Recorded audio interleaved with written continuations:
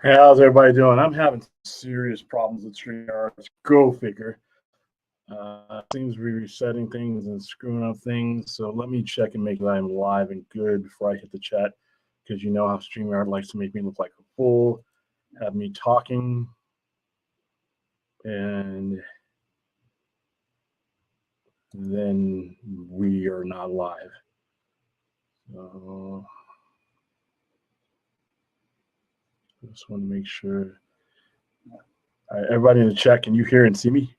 Chappy, I see you guys.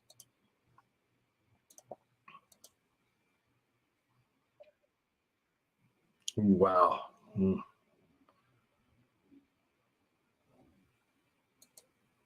That's all kinds of pixelated. Hold on, let me fix this.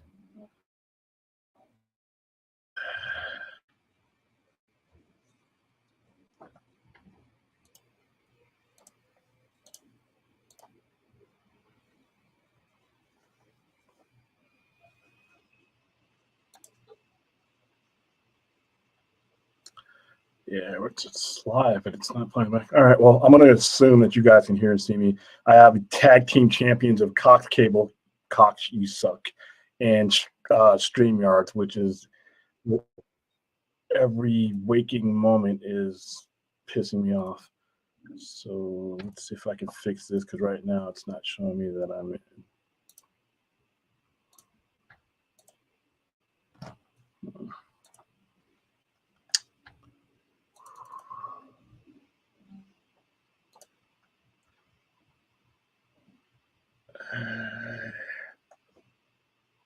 There we go. All right, so let me make sure everybody can see and hear me, because I'm not getting any feedback. Yeah, we're gonna get to if you guys can hear me, we're gonna get to this WrestleMania fiasco. Um,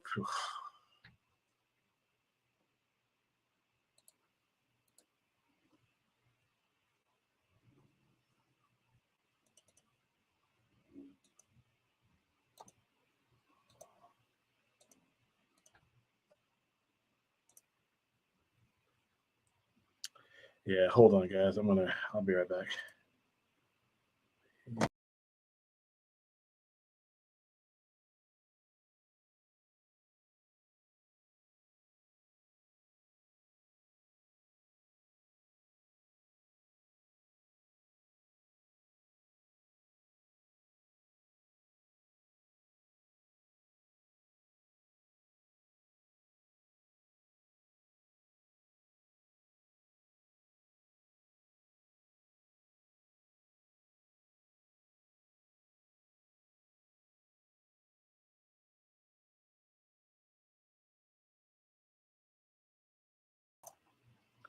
All right, hopefully this is much better.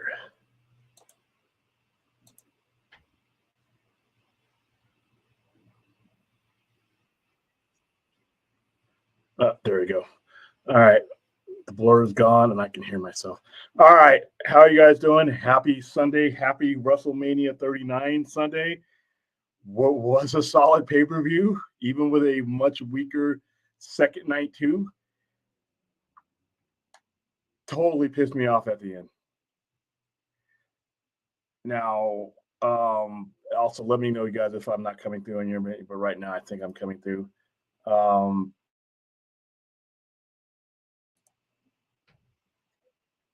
there we go. I have watched all 39 WrestleManias. All right. Saw the first one when I was 11 years old, and I watched this one. I have seen every WrestleMania match, even the ones that when I watched them live and came back and watched replays and stuff like that. I watched every WrestleMania match, and I have not held my tongue on what I thought of the WWE product since 1998. I think it's been a bad overall product. I think it is propelled on the fact that a little majority of the people who watch WWE these days were not alive or were not old enough to actually see it when it actually was good. So I have gone into these pay-per-views with low expectations, and especially with Roman Reigns being put in his seventh WrestleMania main event. And nothing against Roman Reigns. I just think it's been poor booking to do that many times and to have the outcomes that they've had. He and Brock Lesnar have pretty much watered down the WrestleMania main event. So when I say that, what I'm about to say about this particular main event finish, keep in mind, I've had about 20 minutes to think about it after I watched it, and I've watched every single match in all 39 WrestleManias. This was the dumbest fucking finish of all of them I've seen. That includes the Bret Hart Yokozuna one here in Vegas. I can't think, and I sat here and I'm like, let me reflect. Let me draw back in time to all the WrestleManias I've seen and see if I can conjure up a dumber finish than what I just saw. And I couldn't.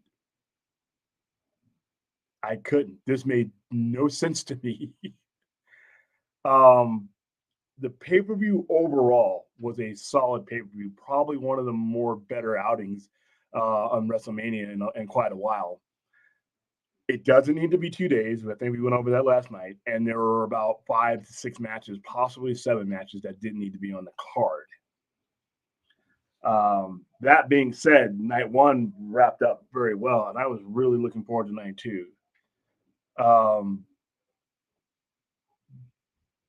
to finish, the one thing that they could have gotten away with for me, with night two being significantly weaker than the night one, was the fact that it was Cody Rhodes going against Roman Reigns.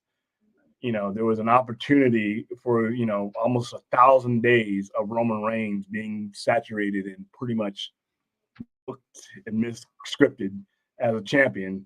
They could have put that all behind them and gone into a new phase heading into, SummerSlam and all the other pay-per-views. That's generally what WWE does. I cannot remember, and somebody in the chat can point me out if I'm wrong, them using WrestleMania as a setup for anything else. It's usually the other way around. Everything gets set up for WrestleMania. And then after that, as you go into your different arcs of everything else, head into SummerSlam, and then it recycles itself. But usually all your major storylines that have gone throughout the year, and in this case, a million years with the Bloodline saga, generally end at WrestleMania. And one of the problems with the WWE product is it's been very predictable. But tonight was the night where they really needed to be predictable, and it would have been for the good.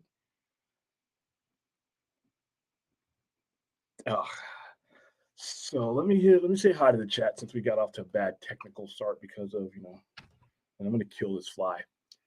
If you guys see me swatting at something on air, this fly has just been dodging death for about a good 10 minutes now, but you're going to die live on the stream. So, all right. Hello, Slade Movies, etc. How you doing, Anthony? Question: William and Mondo at the end. Mondo's not here yet. He may not be. He's doing his own broadcast right now. At the end of WrestleMania 39. Whoa. Oops, hold on for a second. Something just blew over in the wind.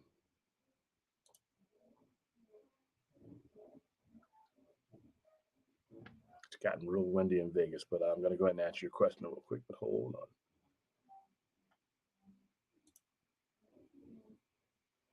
Don't do that.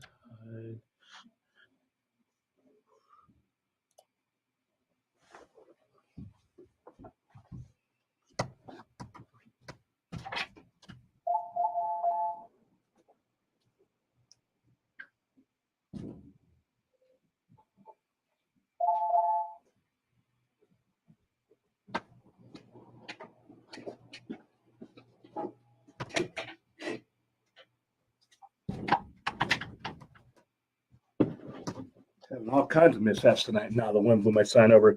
But now let me answer that question real quick. Let's see.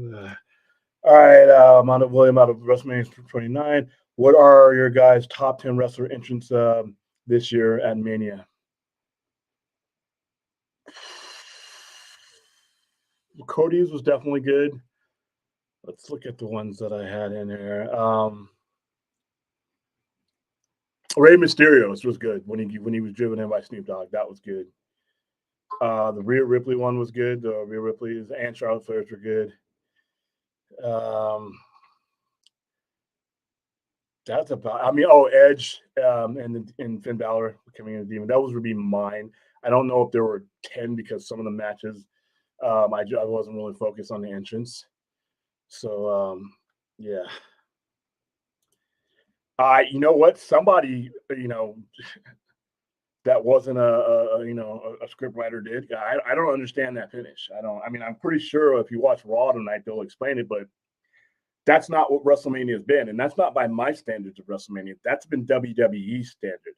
This WWE for the entire time they've had WrestleMania was the culmination of that calendar year or that 12-month period or that big block of time.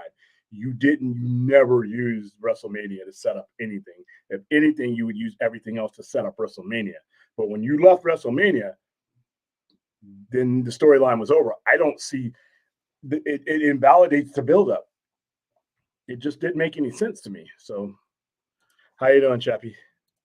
All right, good. We're live. All right, everybody can see me. Cool. All right, great. How you doing, St. Clinton? Hey, William, feeling real angry about how yeah, and like I said, it's wrestling. I know what it is. I know. We go, but at this age and that as for as long as I've been watching it, I judge it by different criteria, storyline, balance, everything. It was, and so far, even though this bloodline storyline has lasted way too long, the potential for it to end tonight, and much in the same way that Sami Zayn and KO ended, that part of the story last night, it was fulfilling. I thought this was going to be a good wrap up, a fitting wrap up to the storyline. To be quite honest with you, has lasted way too long, and I don't think it's benefited anybody involved. The setup was great for this last quarter of it with Cody coming in, but to have it in like it did now, and for those of you who didn't want to spoil, I mean, it's a live event. There's no way you'd be able to get away from spoiling it. The Usos got in and interfered. Solo Sikoa got in and interfered twice after he was thrown out. Sami Zayn and KO came in and saved them. It was just a mess, and it was, I thought the opportunity for those guys to have a nice classic, 4 or 5 star match was there, and it didn't really need any of the junk that they threw into it. But even with that, that's fine. But the ending just didn't make any sense. I don't know if I'm angry or pissed off. I just thought it was just kind of a waste, a wasted opportunity. So this basically means you're going to see Roman Reigns at least a couple more months in that storyline, because if they end it tomorrow, after they ramp you up for WrestleMania, the big finish, and they don't finish it there, but they finish it on this a regular TV show. I don't know. That's just never what they used to do with WrestleMania. But yeah, that I just thought it was a dumb finish, and I had to think. Because we were talking about WrestleMania's past last night. If that was the dumbest finish of any WrestleMania I've ever seen. I mean, some of you may differ. Some of you who may have watched as many, WrestleManias, or at least near as many WrestleManias that I have. Maybe you've only seen 10 or 15, but I've seen them all. I've seen them all in all different eras. I've seen them through the 80s era. I saw them, through the mid 90s era. The Ruthless Aggression era, which were some of the finishes in the Ruthless Aggression era were dumb, period. All right. And then the Attitude era had some of, this was probably the dumbest finish. The match was great, by the way. The match was really good. The match had a lot of near falls, near finishes. It didn't start to fall apart until everybody came out. Everybody from the entire Bloodline storyline came out. Sami Zayn came out. Everybody, came out and did their finishing moves on people, and then left the ring. And plus, you had the obligatory ref got hit and ref's not in the ring type deal. That's some standard fare stuff. But like I said, had the ending had gone, and we all know it stays. But the one thing that if you watch these things on a daily basis, the main thing you want is the ending to be consistent with the storyline. If you spent the time to make the story great, and you invested in the lead up, and your fans have invested in the lead up, your ending should always be consistent with what you put into it. The ingredients of your cake should come out reflecting those ingredients. If you bought the best ingredients, and you should, and you bought the best ice, you bought the best everything, the best eggs, all that stuff, and you make a cake, you expect the cake, if you know how to make a cake, to come out looking and tasting like a cake. So it just didn't happen here. And I'm like, I sat here for a while. I'm like, I was waiting for maybe somebody to come out and restart the match or something. I mean, but wow. Oh well. All right, so Music Man.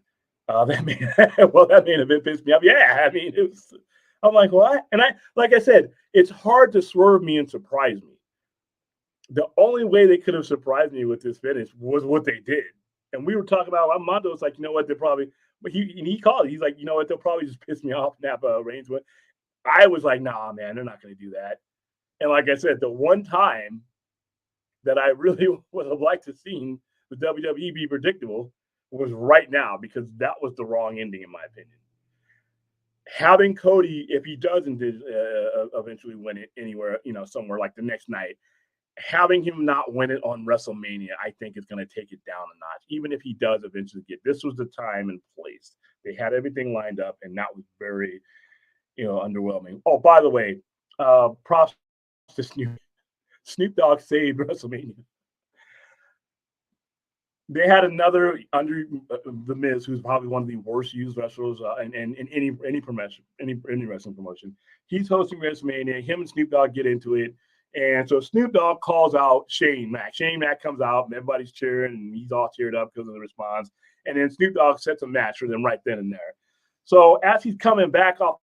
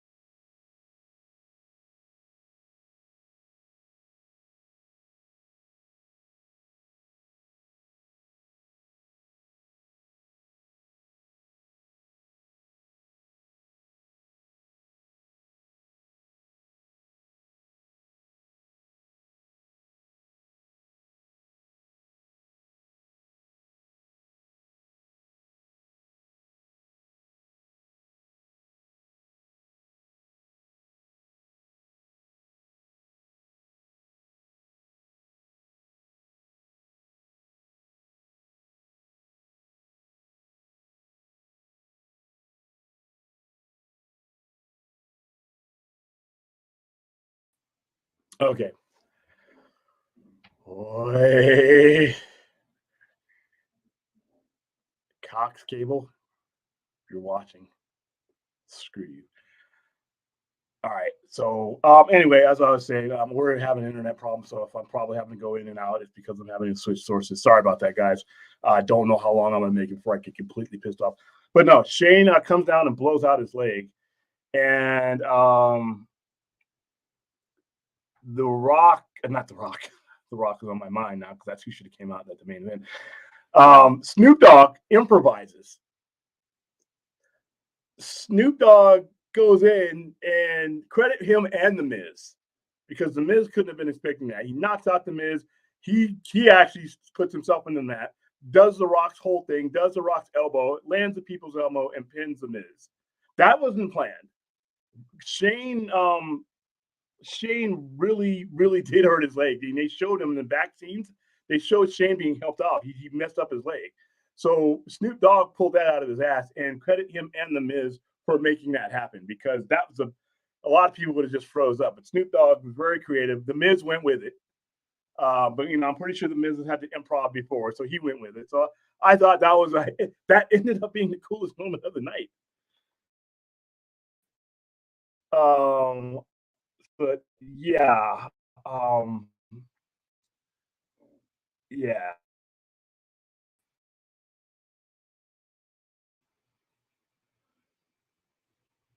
I'm gonna try to keep going, but this internet is coming in and out, and it's really super windy. So my 1939 fast Cox high speed cable modem internet can't handle wind. Anyway, so I'm gonna try to get through this. Well, yeah, okay, yeah, they are. Um, yeah, he tore his quad. Yeah, it was pretty bad. You could see when he landed, but like I said, that was Snoop Dogg. Obviously Snoop Dogg is an immensely talented individual, but in front of 80,000 people, he did not have to get in that ring and do that. That was kind of cool actually. And like I said, The Miz went with it. He was a pro, and that actually improvised was one of the coolest moments of the night. So yeah. Let's see. Hello, Rhea. How you doing? All right. Let's see. Question. Could you explain to me from a business angle why Roman Reigns winning helps boost interest in potential buyers? Because I don't see it. Cody should. I don't. And I tried. I didn't just get up and say, you know what, that was stupid. I sat here because I watched it on this TV right here, and I'm like, maybe I'm not. I try to look at all these wrestling things.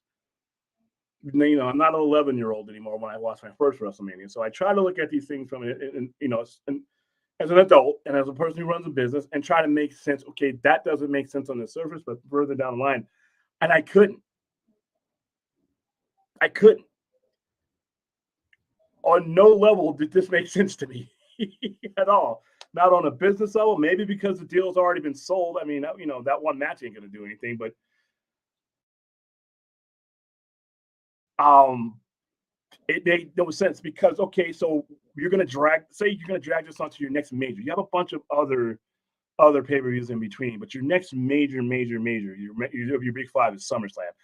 I don't know if I can take Roman Reigns as champion that much longer. I don't know his character, and I think they have sorely disserviced. I know he's at the top of the card, but when, like I was trying to tell Mondo last night, when you have in this era, even in the late '80s era, having somebody hold on to the belt so long, it undermined their matches because you never got the thrill of whether that person was going to lose, especially with the WWE's pay-per-view structure. You generally know now they're not going to have. There's not many TV title changes anymore. They save most of their title changes for TV, and that's what major companies do, no matter what. Most of your main title changes or your heavyweight title changes are on TV. So when and they're on their major ones too. So even so, you have 12 pay-per-views a year or 12 functions a year with the WWE. Of your major ones, the majority of your title changes would take place on the five majors: the Survivor Series, the SummerSlams, the WrestleManias, all those. So the other seven pay-per-views, and he's not even headlining some of those, that you're not going to see your champ be in a compelling match or in a position where he can lose, and it becomes predictable, and it actually hurts, in my opinion, the champion. So numbers I can't explain to you, be honest with you, from any point of view where this made sense. Maybe somebody in the chat from a different point of view can explain it to me. I can't explain it to you. That was stupid. But let's see. Oh, jeez. Yeah, dude. In 1939 is being kind. And if I were paying 1939 money, I'd be all right, man. I'd be lucky with what I have. I'm not. I'm paying 2023 money for 1939 bandwidth. I'm not happy. All right, Hunter's bullshitting his way out of this crap in the press conference. Oh, I'm not even. I didn't even watch the press conference. I got to watch it to see what he's saying. Are people asking him about a disappointing finish? That would be hilarious. But yeah, I can't explain it. I can't explain it. So like I said, if there's anybody in the chat, any other, in the chat that who watched WrestleMania who can explain to me what happened, I'm all ears. Holy cow. All right, studios, Slade Studios, etc. I wrote the script about the condiment king trying to turn his life around by going to a therapy and taking his meds after getting released from prison. Dude, Slade, off topic. All right, if you're independent, director or movie maker, this is legit. Message me because I'd like to have you on the show. And that's for any of you guys know independent filmmakers that are making movies, they're in the process of making movies. Send them on my way. I'd like to get them on. I've been running short on people who've been available to get on the show, tell us about their work. Our fans love hearing from people like that. So, he wants a normal fast food job. No one hires him due to a criminal record, but he put together his own little team of ex-fast food employees to kidnap Belly Burger's mascot. Dude, this sounds hilarious. This sounds great. Message me. We need to get you on. Yeah, everybody retained their titles. The title, I think, other than the Roman Reigns, that's good. That's by far was the dumbest finish. I thought Asuka should have pulled that off. That was a 50-50. I thought Asuka should have pulled that off. Gunther is champion. I know Gunther is champion doesn't move the needle for me. Not only has he had that title for a long time, he to me is just not a name.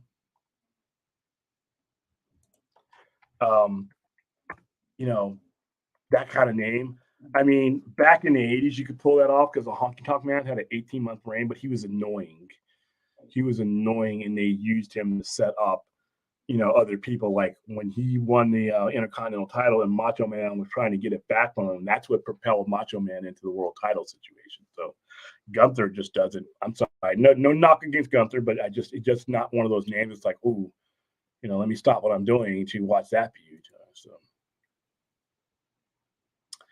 All right, Slade. Like I said, message me, man. If you're want to know how far along you're into this, and if you've got anything going, who knows, man? Might be able to get you some fundraisers watching our stream. Namaste. How you doing, Sri? Hey, Larry. I just don't know how much longer. I mean, you see what I mean? These long reigns. Maybe I'm just not a fan of long reigns. The Roman thing is ridiculous because that's not just a long reign. That's just, we're talking years now. And they were talking about he hasn't been penned since 2019. Dude, I mean, that's just,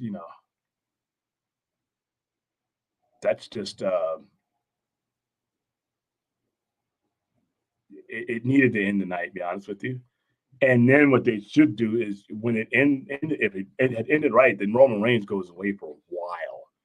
Because he's been on your screen for a long time. And a lot of times that's what John Cena, it wasn't John Cena's fault, but they put him on every pay-per-view, every main event, everything he was on. And sometimes you just become numb to seeing a certain character, or a certain wrestler, or a certain feud. It just becomes, your reactions to it are not what they should be. Tonight was a different, because we thought it was going to end. It should have ended. And then Cody's story was great to win it it was so important for him to win it at WrestleMania, not only to win the world title, which is WWE title, which is his father never won, but to do it at WrestleMania. That was the whole importance of it. And they just kind of like pulled the plug on that. And I thought it was kind of like, whew.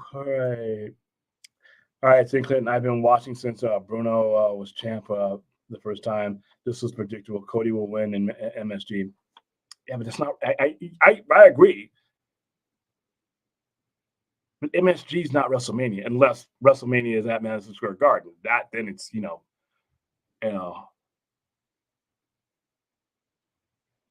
um, anywhere else he wins it. If you're gonna build WrestleMania up to be the biggest, the showcase of the gods, and you're gonna build up this feud and have a quarter of its importance be that it's at WrestleMania, then have it at WrestleMania. I am fully confident that they're gonna put the strap on Cody here pretty soon. But tonight, why not tonight? Predictable or not, why not tonight? It's Cody Rhodes. It's WrestleMania. You built up the story. You built the road to WrestleMania through these guys. The only situation where it was okay to put Roman Reigns in another main event of WrestleMania. So only acceptable circumstances would have been because you're going to end the bloodline storyline. So, ugh.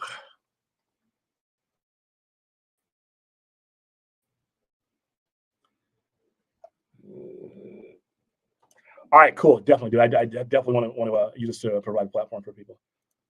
All right, question. Yes, I did. I was already hyped. Secret Invasion. I don't know if I have it up here. I think I might have taken it to my As Seen on TV section. No, here's one. This is one of the newer ones, by the way.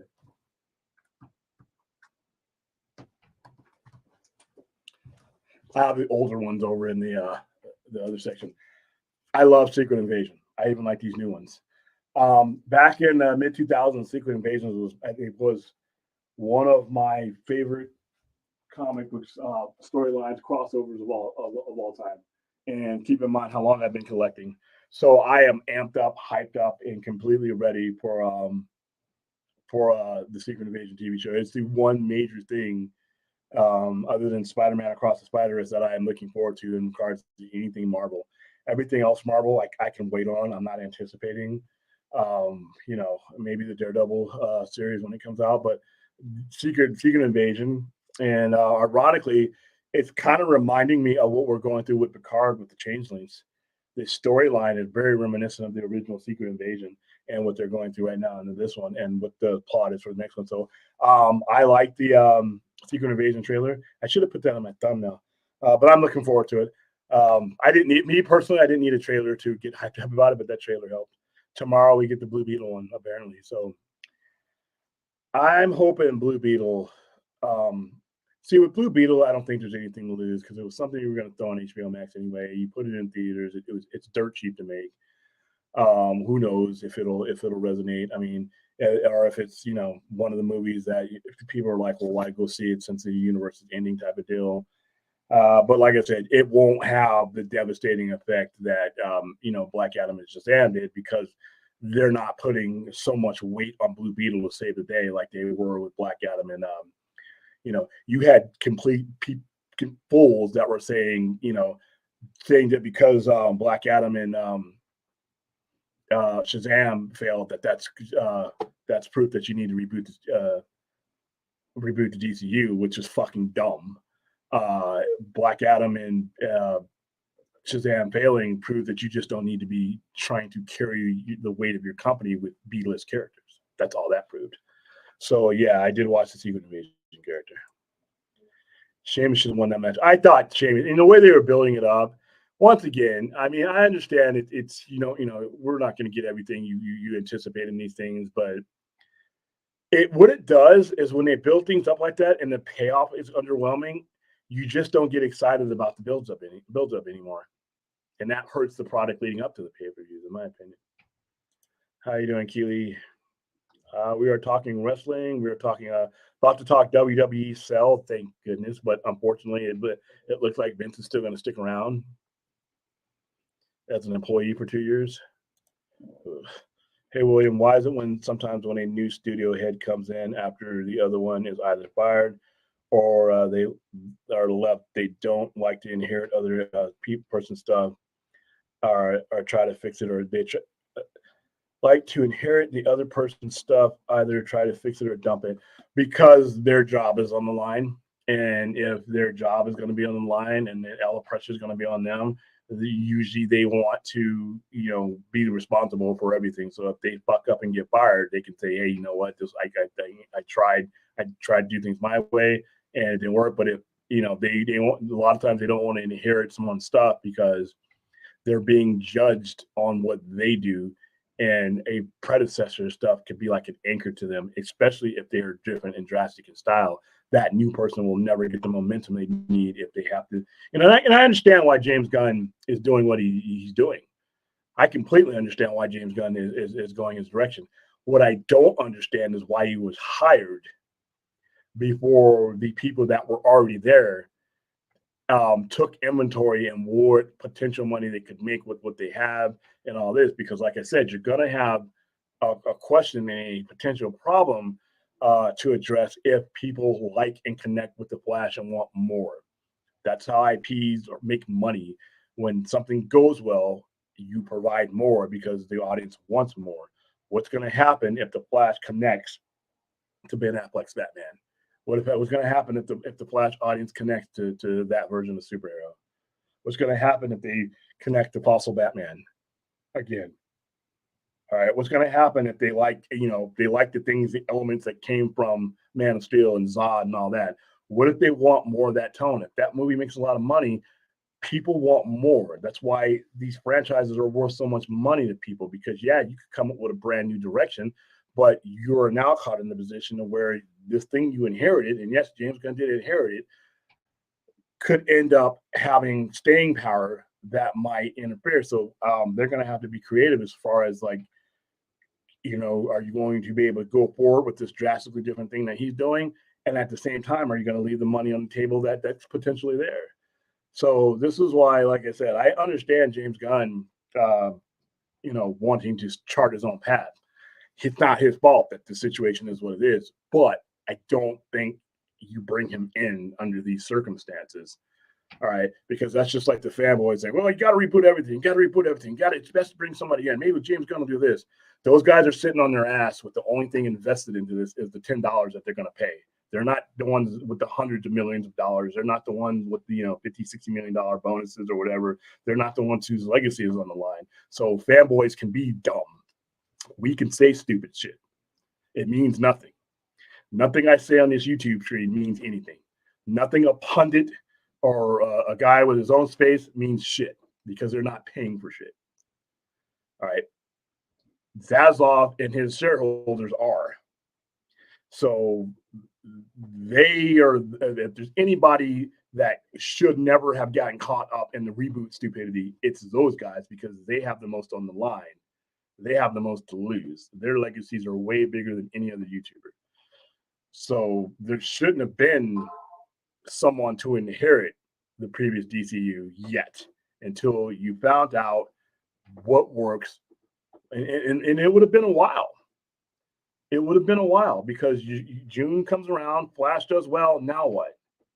Then you start to bring in somebody, because now you have a plan. Do you want to go forth with what just made you a lot of money, or do you want to blow that up, or do you want to separate the universes? So, but James Gunn is right not to necessarily want to inherit someone else's stuff. They may be wrong in bringing him in and putting him in the position to do so. The jury's going to be out until we see what these movies do. All right, let's see. How you doing, Larry? What's going on? All right. Chilling sites for Blue Beetle. What time is that going to hit tomorrow? I'm assuming I'm going to wake up to that. I saw the little teaser for it. It looks standard fare. Guy gets a suit. Guy, with hero type of thing. So, like I said, it was made for HBO Max. But if it pulls in anything, I mean, I guess it costs like what, 70, 80 million to make. At the very least, Blue Beetle should be able to pull in that much. I don't think Blue Beetle is going to lose them any money. I don't necessarily think it's going to be a blockbuster, but what do you have to lose? You had no box office expectations for it anyway. So, you know what? It's going to be interesting to see where it goes, though. All right, everybody's saying hi to each other. You have to remember they made a big thing early on. Dusty wanted an MSG. Cody will want it there to fulfill what his father didn't. That, you know what, Clinton, I don't disagree with that, and that's kind of cool. Had that been what they sold, I remember what MSG meant to Dusty, but that's not what they sold. You know, now you have to readjust and say, okay, now they're going to have to resell you something else. But it's WrestleMania. You know, it's not you. They generally do not use WrestleMania to set up any other show, MSG or otherwise. WrestleMania is the castle at the end of the road. So, you know, like I said, I have no doubt in my mind that Cody's going to get the strap, but you will never ever build up an MSG show like you build up WrestleMania. MSG, as prestigious as it is, and as much as it means to WWE, will never ever mean what WrestleMania means to WWE. They could jam up the whole year, and there's been years where over the past 25 years where WWE has put out a horrendous overall product and saved the year with a spectacular or semi-spectacular WrestleMania. That's what people remember. All right. You remember that WWE year for that WrestleMania or the Royal Rumble, because obviously that leads into it.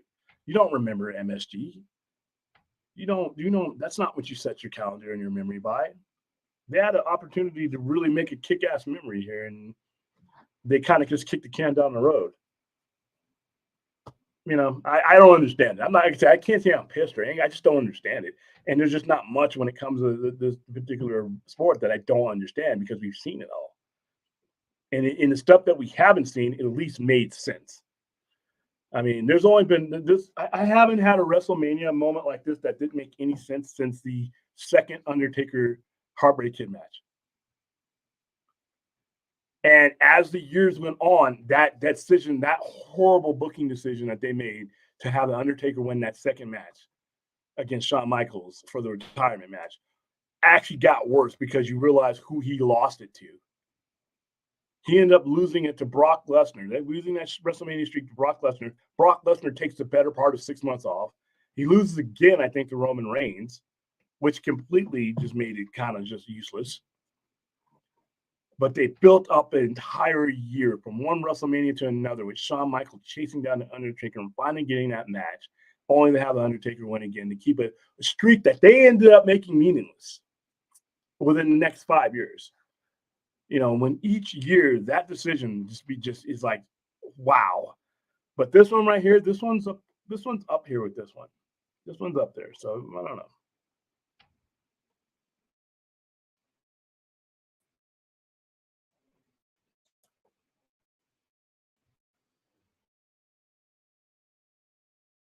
Is this gonna work? All right. Oh, Secret Invasion in name only. Well, that's like every comic adaptation. That's every Marvel. I mean, Civil War name only. Secret Invasion. Yeah. Really, the only thing you really need and to make Secret Invasion work is the intrigue and the espionage level of it. This, I keep being it's irritating me, but yeah, the scroll. So you have everything you need in their iteration of Secret Invasion to make us good Secret Invasion. I think it will be in more name only because, like I said, the heart of the matter is the scrolls and their infiltration. That's the storyline. That's more than name only. I think that's the actual storyline. It may not be a direct adaptation of what we've been reading, but most of it isn't. Most of these comic book movies do their own. They take their liberties, so I'm okay with that. All right, Black Adam. If I can talk today, Black Adam is proof you need to reboot. No, it is not. They needed to reboot for a while, but they also need to take on. No, okay. Reboot is synonymous with stupidity when it comes to franchises. All right, reboot is basically telling the world, in my opinion, you're not qualified for the job you just stepped in. All right, reboot tests people's patience. Just because you restart things in your head doesn't mean the audience is wanting to start over with you. Black Adam is proof nothing. How is a character who is a B character to a B character, how is that proof of anything? How is Shazam proof of anything? how are C players a proof of? I don't, now if it had been Superman pulling in 200, 300 million, if it would have been like Superman Returns, not even breaking 400, I could understand that because now you struck out with the main players. Striking out with players that should have never had movies made. Black Adam's proof that you needed to reboot the management, not the universe, because the management who said that this was okay, those guys need to be restarted and removed. All right. And no, they haven't needed to reboot for a while. I'm going to disagree here simply because just because Hamada put out 5 years of B and C list characters that didn't draw doesn't mean everything needs to be restarted. It needs to be put back on track, in my opinion. So no, reboot is just some bullshit that we say to really try to enrich a conversation that goes nowhere. And I'm not, attacking you, Music Man, because you know that this is how I felt before all this. All right. Reboot is like me saying, sitting at the table with a bunch of astrophysicists and rocket scientists and people, atomic physicists, and saying, I know what plutonium is. I belong at the table now. I know what enrichment is. Look, I know a new word. That's what the community, the fan community, has done with the word reboot. They have used it to try to make it seem like they truly understand the consequences of what is probably the dumbest move you can make. You have to have credibility to have a reboot. And if you rebuild your credibility, then you don't need to reboot. All right. So that is my opinion across the board when it comes to reboot. It's a lazy, lack of imagination move. All right. And it sets you up for failure because you're trying to build something new off of a shaky foundation instead of repairing the foundation you're on. I'm going to say this again. Wrecked runways lead to crash planes. You cannot just restart everything thinking you can jump out of something off of a shaky foundation to begin with, or you're going to end up in the same space. So Black Adam, a C-list character like Black Adam isn't proof of anything. It's proof that you shouldn't be making movies with C-listers. All right. That's the only thing that proved to me. So no, I hope. I'm sorry. I love you, man. And the word reboot just triggers a. It's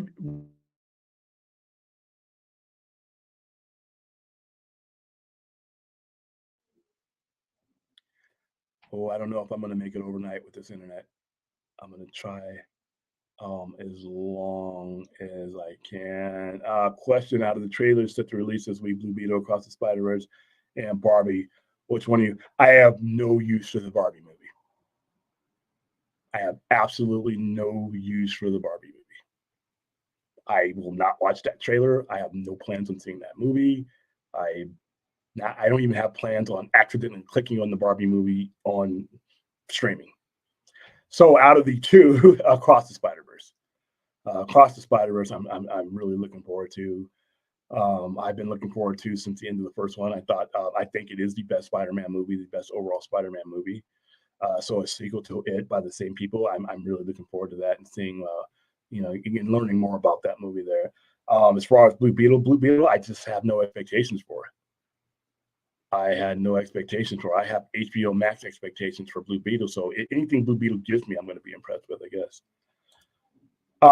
Yeah, he just needs to go away. And I got a feeling that he worked his ass into this deal. So for at least 2 years. That's what you saw tonight. That's Vince McMahon booking. I wonder how much of him had to do with that because that's the kind of booking he does. Because you can kind of tell Triple H's train of thought. And I just didn't. That's another thing. I've been watching Triple H's product since he took over and everything, and it hasn't markedly improved. But not tonight, man. This is where everything should have culminated. So I don't know, man. All right.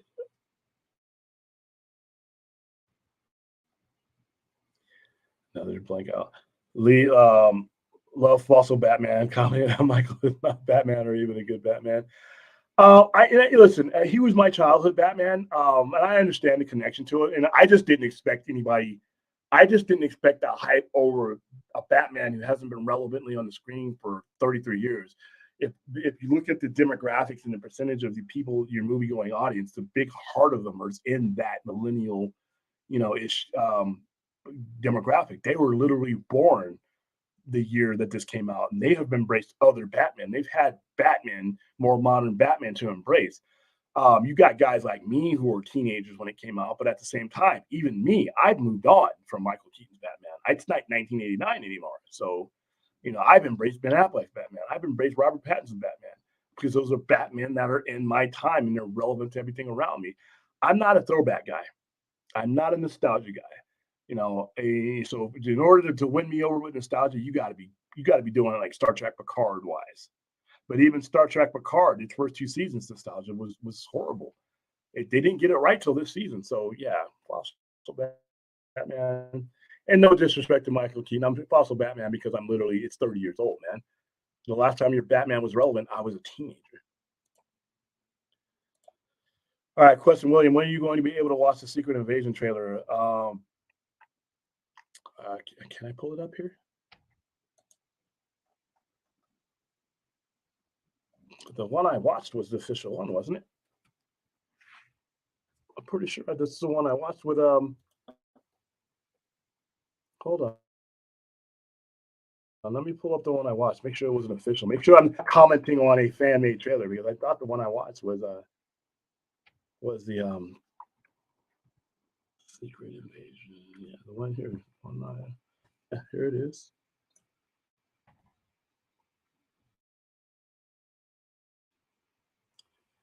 All right, I'm just blinking out. It's driving me crazy. So the one I watched.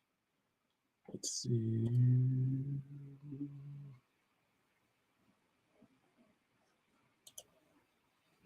Cool.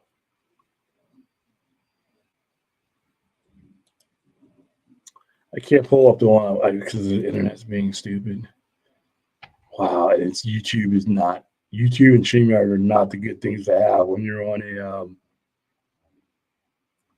a bad internet. Oh, okay, yeah. Yeah, this is the one I watched. I watched it now, yeah.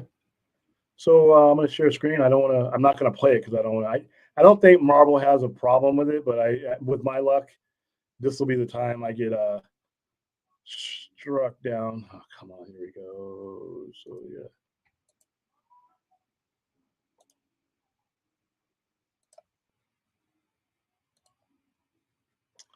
Come on, add the stream. There we go. Yeah, this is the one I just watched. So yeah, I watched it already. So yeah. All right. Next questions. And we're gonna get into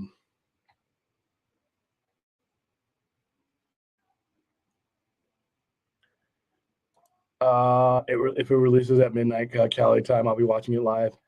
Yeah, a lot of times those get like 6 or 8 o'clock in the morning, right? For the Blue Beetle series. Like I said, I'm not gonna stay up for it. I'm gonna, it's a trailer for something that was gonna end up on streaming, but I'll watch it and I'll go see Blue Beetle. All right. Show, come on, guys.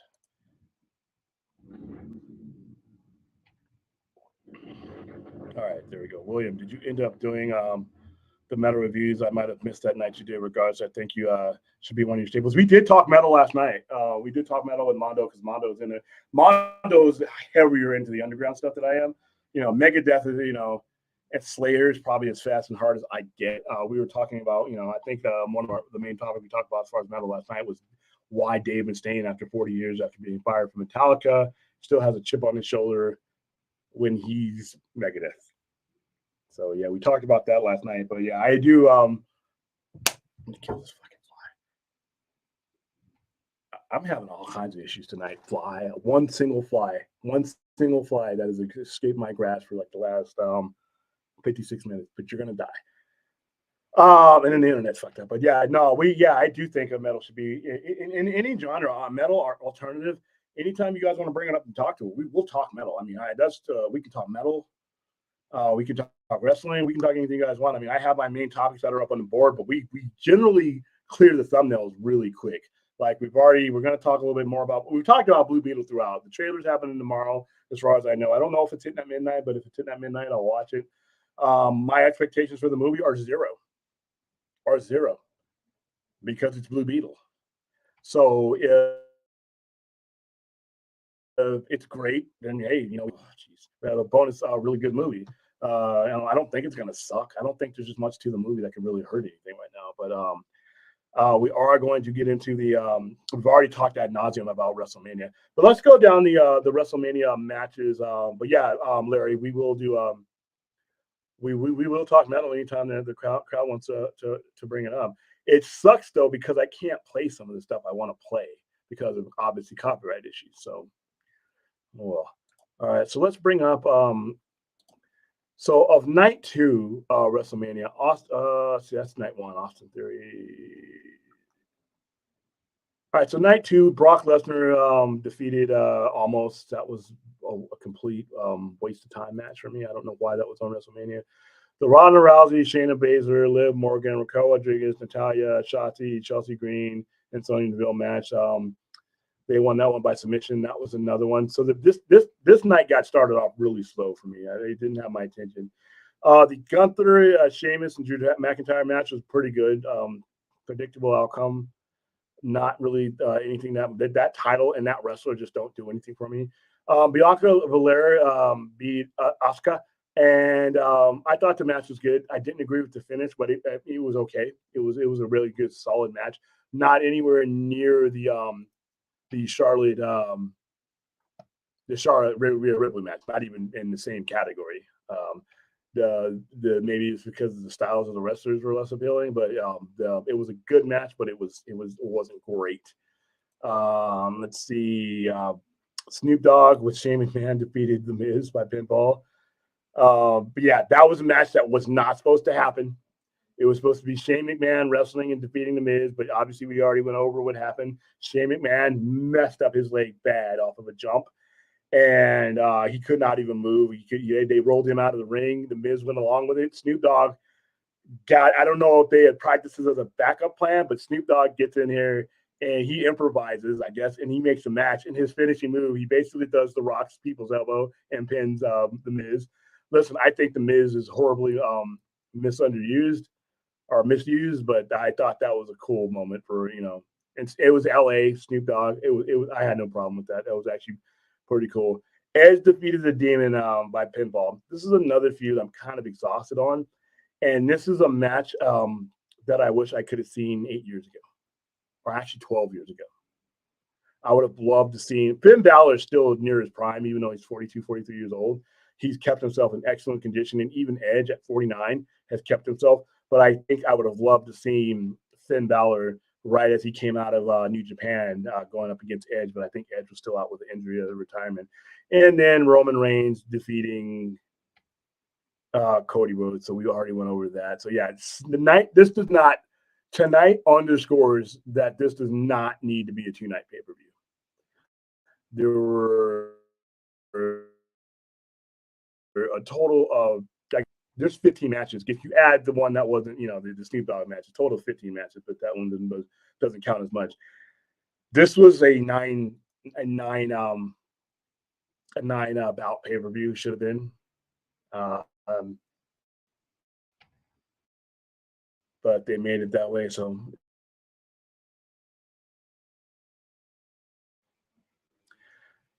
I keep going in and out, and it is annoying me. And how am I looking as far as I'm pixelated, but I'm not stopping. So cool. All right, so let's look at. I'm going to continue. So yes, we can. Yeah, Shane is old. Shane grew up before my very eyes. I remember Shane had that spring. Remember when Shane wrestled The Undertaker? I don't know what pay-per-view it was. I don't know if it was a WrestleMania or SummerSlam. Shane actually wrestled The Undertaker and was credibly in the match. He did that jump. That fool got up on the steel cage and launched his ass into was supposed to be the Undertaker. Undertaker moved, and he flattened that table and hurt himself for real and finished the match. Shane McMahon is actually a trained wrestler, but I haven't seen Shane McMahon in the ring in like 5 years. And you just can't come out there cold like that. Yeah, Vince McMahon and the mustache. Yeah, it's. I want to know the details of the sale. I've had enough of Vince McMahon for a lifetime. So yeah, there you go. Number of questions. Do you think the reasoning behind Roman Reigns winning is because of a backdoor shenanigans to try to keep either Roman Reigns or The Rock happy? I honestly don't think. No offense. Well, The Rock isn't involved at this point. I mean, if there was a time to bring in The Rock, it would have been to have The Rock come out and do something at this main event. Roman Reigns is already set. If I'm Roman Reigns, the thing about Roman Reigns is he's been in the spotlight for a long time, and he's been in the top of the promotion. These guys are made out of flesh and blood. I mean, I was thinking that once Roman lost tonight, both him and the Usos would take some time off because you're on the road. It's a taxing thing on your body, and even Roman Reigns does wrestle a lot more than a lot of the champions do. Hell, Brock Lesnar didn't wrestle as much as Roman Reigns did, so it takes a toll on your body. To do that. So I was thinking that it was going to be over with today when it came to him, but I guess I was wrong. And let me bring in Mondo. I have no words to articulate to ask you this question that you already know. Dude, I'm going to have to ask. I just recorded my podcast, and I'm pretty drunk right now. So I stopped. So I stopped watching WrestleMania, not for batteries. I was making dinner, feeding my dogs, feeding my cats, all that shit. And then I ran upstairs to my podcast and just like, I know like it's towards the end of the match because you can just feel it's towards the end of the match. And I throw Peacock on on my computer here, and I hear Roman Reigns music playing, and I'm like, wait, what the fuck? Like, dude, was it that hard to have the right fucking ending? It was not. I sat here and stunned. I thought something was going to happen at the end where the ref was going to come out or Vince was going to come out and say, or The Rock was going to go something. I was thinking my imagination was going somewhere to where they're not going to end this way. And then when they started showing the whole recap, I'm like, they are ending this way. Dude, it was not. It's not. That's not okay. That's not okay to end. Dude, what are they going to do now? Like, yeah, they gave Cody his out because Sikoa cost him a match, but this is when he needed to win. So I kind of missed the aftermath. How was the crowd reaction? Was it just dead silence? They were stunned. They weren't cheering they weren't cheering, but you could hear the murmur. It wasn't silent, but they're also kind of like WTF, right? Like, what the fuck just happened? Like, and if I know what tickets cost. If I know, by the way, I'm having internet issues with Almighty Cox. So when we blink out like this, that's why. But yeah, the audience, and they showed the audience's faces, and they were like, "Whoa!" Even people with the Roman Reigns acknowledge me sign. There was one guy who was like, "Whoa, I didn't see that coming," and he bought a sign. The idea behind WrestleMania, and this is like, it sounds dumb, right? But you always want to send the fans home happy at some point, in some way. So again, I'm asking you a question here because I missed the very end. Did that just the end? Did Cody Rhodes get up and beat the fuck out of the Bloodline? Did Sami Zayn and KO come back out? God damn it. No. I was waiting for that. And it didn't happen. And I'm like, what? Have you run down the card already? Yeah. I ran down. This was a significantly, it wasn't horrible, but it was significantly inferior night to night one. And it just underscores the fact that we don't need 2 days. On paper, it looked like the better night. But a couple things. One is they definitely cut that Hell in a Cell match short because of the blood. Because I thought they're just stalling for time for the main event. I hope Shane McMahon is okay. Because it looks like he tore his ACL. And and I say Snoop Dogg. Dude, what Snoop Dogg did. Dude, Snoop Dogg is my hero. The way he ran to the ropes, he stopped. He's like, I'm not hitting those fucking things. And he's going to lean back into him slowly. My hero. I fucking love Snoop Dogg. Save the show. Or save that segment for sure. And to be able to pull that out of your ass. I don't know if there was a backup plan to where, something never happens like that. But he handled that. And like I said before, credit to The Miz. Because The Miz was like, what's happening? And The Miz just rolled with it too. Because he's a pro. He's a pro. And I thought that was one of the more memorable parts of the whole show, man. I'm like, that's kind of cool, man. Yeah, For I a match agree. that pretty much was my bathroom break, you know. Yeah, I agree. Like that was but let's talk about real fast. Gunther versus Sheamus versus Drew McIntyre. That was like my favorite match of the weekend. Those guys just beat the shit out of each other and had such a great match. I'm Gunther has made the Intercontinental Championship a major belt now, and it's so great. He does nothing for me, and that's not a knock against him. I just don't think of him as must-see wrestling. I'm sorry. I'm probably in the minority, but when I think of him, I think of that title. Yeah, you are another fucking wrong. Here's another, and here's the thing. I have a religion against lengthy title reigns now because I think they don't do anything for anybody. So here's what I'll tell you. It's while you're wrong on Gunther and you're right on Roman Reigns. So Roman Reigns and WWE talked about, they post like all the people he's beaten over his title reign. I'm like, he's actually literally only had 25 title matches in almost 1,000 days. Yeah, that's bullshit. Even remember back in the day, there was a rule: you had to defend your title at least once every 30 days. And then you see also in those title reigns, 4 of them were Daniel Bryan, 3 were for Cesaro, 4 were Kevin Owens.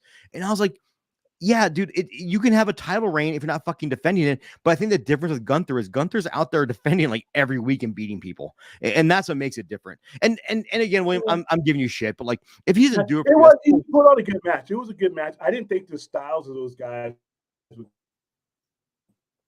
put on. Dude, your internet's terrible, man. You fucking call Cox. I'm not gonna say some. Yeah, this is pissing me off. Hold on. Let's call Cox on the air right now. William, call Cox on the air. Hold on. I'm gonna switch to my phone real quick. So I'm gonna go out for a second. Just hold it down for like 30 seconds because this is driving me crazy. All right, I'm just gonna answer the questions here. Tell me how right I was. Ms. O'Rourke, I'm not going to try to pronounce your entire name. I'm going to butcher it, but you sold 1,000 copies of your poetry book, and that's fucking awesome. Link it here in the chat. I'd love to see it. Do you have any ideas why they would choose to have Roman Reigns winning as a good idea? I have no idea. I think maybe they're trying to give him that 1,000 days as champion, but like, fucking why? Tonight should have been Cody's night. And it wasn't, and I truly think that's going to hurt the business in the future. But again, with the sale maybe imminent, maybe they don't want to shake the hornet's nest. I need to know how much. How much did they pay? Because I heard some numbers thrown out that people. I can understand fans throwing out numbers. Some polls said 4 billion, 5 billion. I'm like, no. Yeah, no, at least 4 or 5 billion. At least 4 or 5 billion. At more least than the NFL franchise. Yeah. Yeah, at least because for an NFL franchise actually isn't going to make as much money as WWE will year over year. But there is, I think we talked about it, is a question with TV rights. But it's dude, like if Endeavor buys it again, I bet you money that we go back to. I've drank way too much tonight. It's a common theme, but I bet you we go back to some form of pay-per-view model because Endeavor historically, like they sign with ESPN and they keep just jacking up pay-per-view rates for UFC.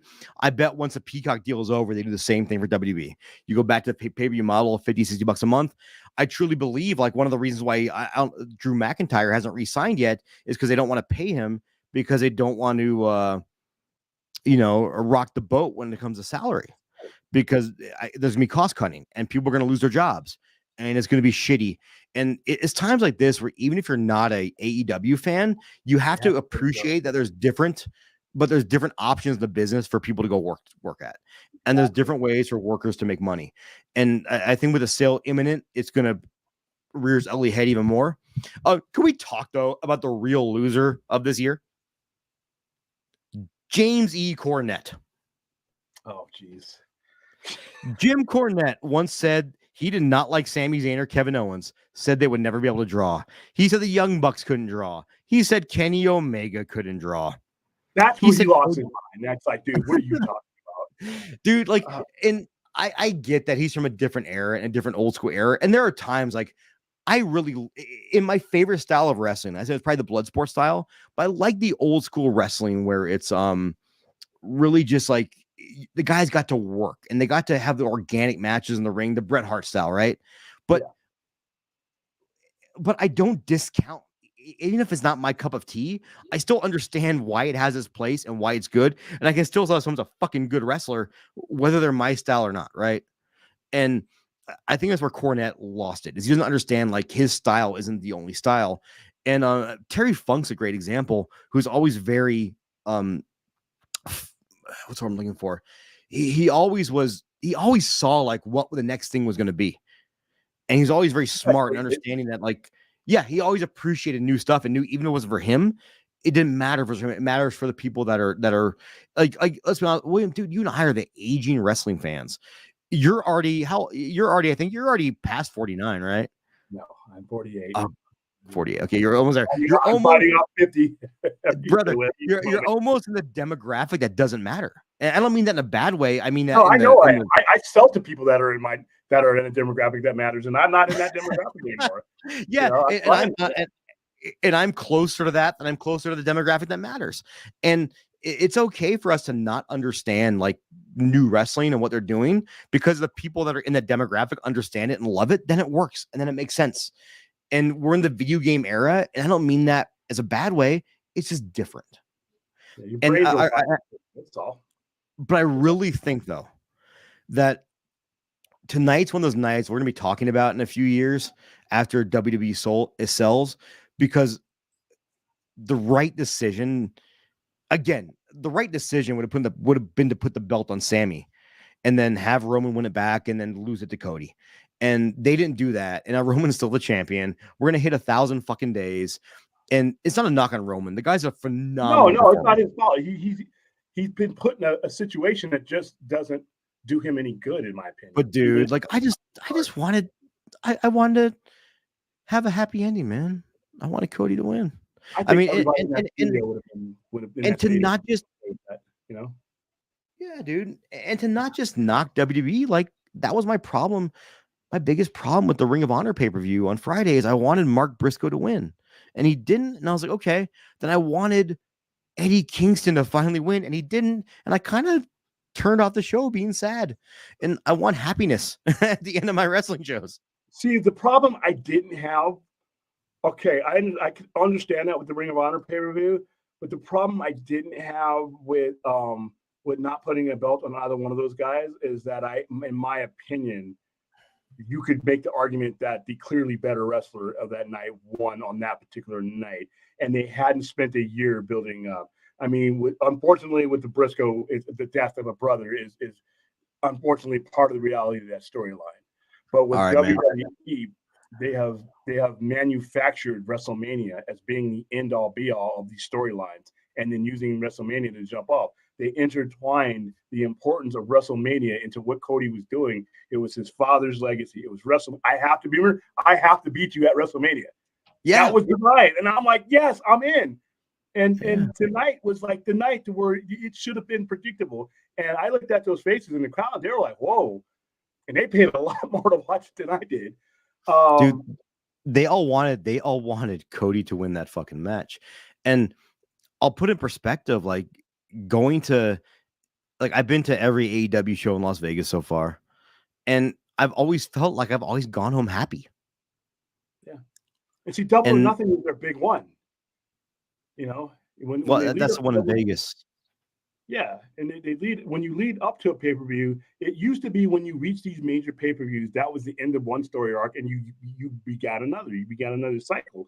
This cycle's been going on for a long time. I was ready for it to end, man. I was ready for it to be over.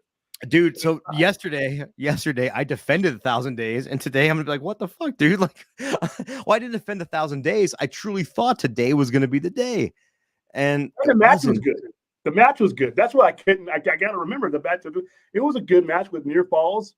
Not the greatest, but it was good. You know what? This reminded me of? This reminded me of Hunter versus Booker T. Oh, ow, wow. Yeah, you're right, dude. Different. Wow. But what I mean though is like I remember watching that match and thinking, there's no way that Booker T is gonna lose this match, and then he fucking lost. And I'm just like, dude, like you were just about to have and let's be honest, like probably one of the greatest African American superstars of all time if he'd have fucking won that match, and you missed the fucking window. And they missed it tonight too, because like I said, the anticipation, they don't do this very often. They don't build up storylines. I to the point where you're like, I want to watch this now. Like we were discussing, like to me, I mean, a lot of people disagree with me about the Shawn Michaels Undertaker match part 2. Do you think Michael should have won that? I think Michael should have won that match. Mm.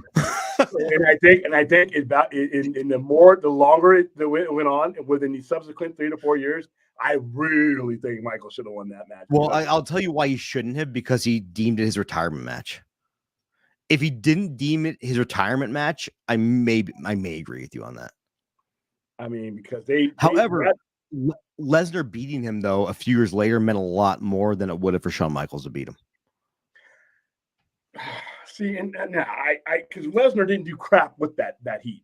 Lesnar disappeared.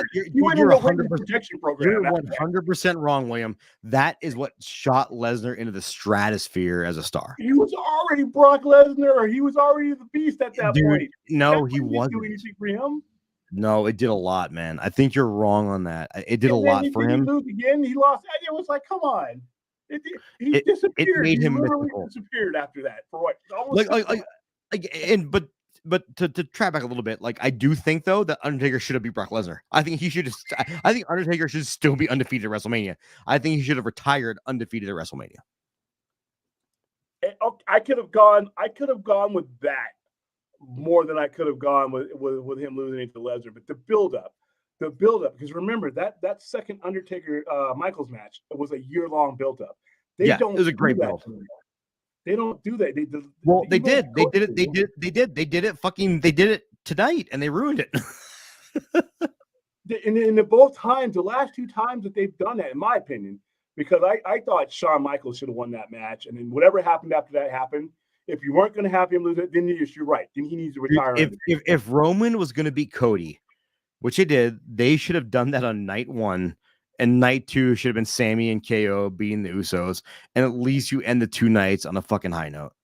Yeah, because this I don't understand. Like I said, I always like to leave my mind open and say, "Is there something I'm not saying?" That's why I was asking you. I'm asking other wrestling fans online. Am I missing something? Am I just jaded at this point? And I'm like, no, this really. And I've watched every WrestleMania.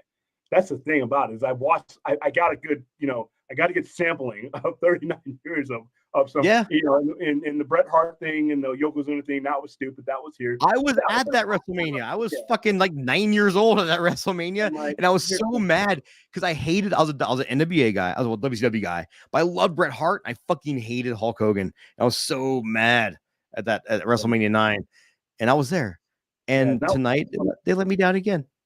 Yeah, they let me down. And it was like, wow, dude. But I'm like, then I got, they'll have great ratings for Raw tomorrow night. But you know what? Raw isn't WrestleMania. And I had another guy in the chat, St. Clinton was like, hey, you know what? They're going to build up the MSG show. And I'm like, that's great. But MSG, unless WrestleMania was an MSG, it's just not the same. Dude, I have so just recently, so our friend Rachel from the Zombie Girls podcast, she was on our podcast that we're recording for next week, and she asked like who won tonight, because she lives in LA and she was super stoked about WrestleMania and she was hoping Roman would lose, and she was even bummed out. She's, wait, he didn't fucking lose? I'm like, no, he didn't fucking lose. So if our friend our friend who's using, this is my favorite username, 01234567892212. Do you agree that the Miz should go to AEW because WWE doesn't know what to do with him? No. Yeah. No. The Miz is so the Miz is a terrible professional wrestler. There's a lot of those out there that are money. Yeah, and they shouldn't be, but they shouldn't be in AEW, which is a company where your matches have to have high work rate because the fans will see right through that bullshit. I don't think he's as bad as he would not. He's not great. He would work. He would work in AEW as a mouthpiece. He would not work as a wrestler and as a regular wrestler because he's just not that good. And I don't mean that like as a knockout. Dude, The Miz is a fantastic personality, and hosting WrestleMania and doing the talk show on Raw, that's what he should be doing, and he's fucking awesome at it. And he should make a long living doing that, and they should pay him for a long time to do that. I still think his ceiling as a wrestler isn't there yet, and I don't think he's as bad as some people. I think he's money, but Hey, I answer that question. I think he should go to AEW. I don't think he's going to do it. You have someone who. So where does Cody go from here? Dude, I don't know. Like, I don't think you can do him and Roman again, because even though they gave him the out with the interference, I don't feel like. To be fair, like, Roman also got hit with a fucking haluva kick and a stunner. like you can go into the match. I'm like, I did not all that in that match. You can go both ways with that, so I don't know where they go with that, and I hope I think this really is going to hurt Cody's momentum, and I hope I'm wrong, because I love Cody. Oh, why? Super chat, H-Bar, thanks for the $5 super chat. I hope they're not keeping the title on Roman because they're waiting for The Rock. I mean, if you were going to put in The Rock, that needed to be tonight. Yeah. If you were ever going to bring in The Rock, it needed to be tonight. I was waiting for The Rock. I was waiting for that. Do you know The Rock? I was waiting for that to save this match. I was waiting for The Rock to come out and say, I challenge you, Snoop Dogg, bring The Rock out in Impala, and I challenge you for the title right now. And then tomorrow night, Cody, I'll face you. I needed something to save this match, and it wasn't there. And The Rock, imagine if The Rock came out at the very end of that match, like towards the end, right, and beat the shit out of Cody, and then Roman pinned Cody, and you do fucking Cody versus The Rock. That'd have been a million times better than what they did tonight. That would have been better, because then you would have still been able to set up, something. Yeah, dude. I think I think, but you might be onto something. Like, maybe they do Rock versus Roman at SummerSlam, but I think the problem is that now you're saying that no one can beat Roman Reigns, so we have to bring in a retired wrestler to beat him. And I think you're burying your entire roster at that point. I really do. And, yeah, and I don't. Sticking around. No, well, The Rock has his.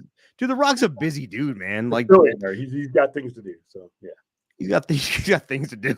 and putting his body on the line like that. So yeah, thank you, H-Spark, for the super chat. Thanks for the support. Yeah, man. Like that's you might be right though, dude. We'll see what happens.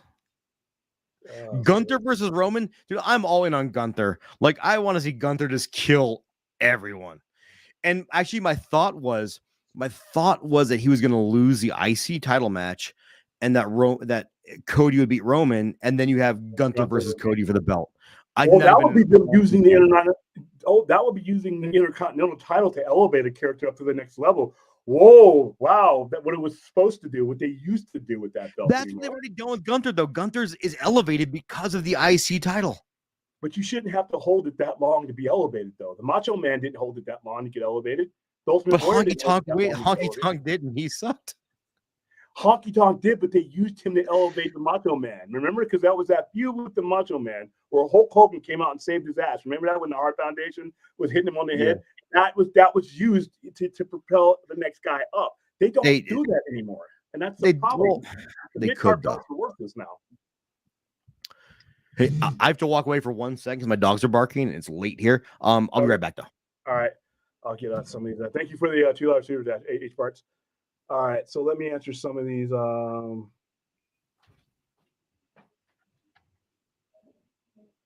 see.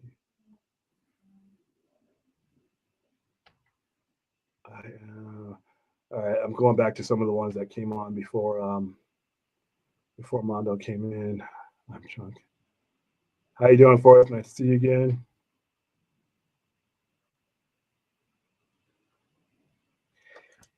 Yeah, I hooked up to my phone, so we should be good. And I'm going to kill this fly. Trust me. Either on screen or off screen, this fly's going to die.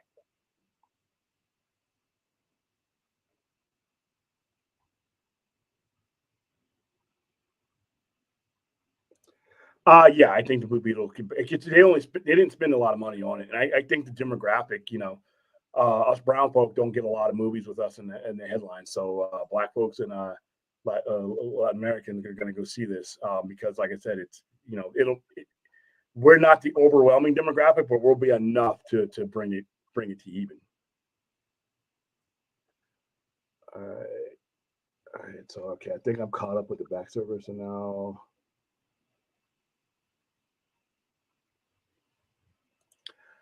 So it makes me think that he'd be open to it, JR server. I don't know if it exactly would happen. What would make it happen, in my opinion, is if people connect with his appearance in the Flash. Now, if you connect that with the fact that he's enthusiastic and open to it, those two factors can make it happen. But it all to me, everything going forward, no matter what it is we want or don't want, will be dependent upon how much the Flash pulls in, and then for that measure, Aquaman. Lost Kingdom.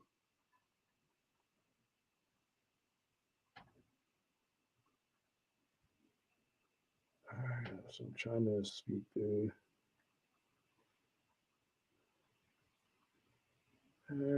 Fourth.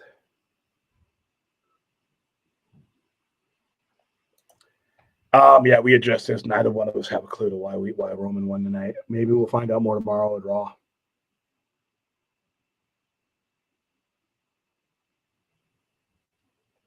Rock did not ruin DC. If you want to say that DC is ruined, I think there's a lot of people that are in line for us. Maybe Hamada, maybe Imrak, maybe our Aunt Sarnoff, maybe Kevin Tishihara. I mean, I don't think The Rock ruined DC.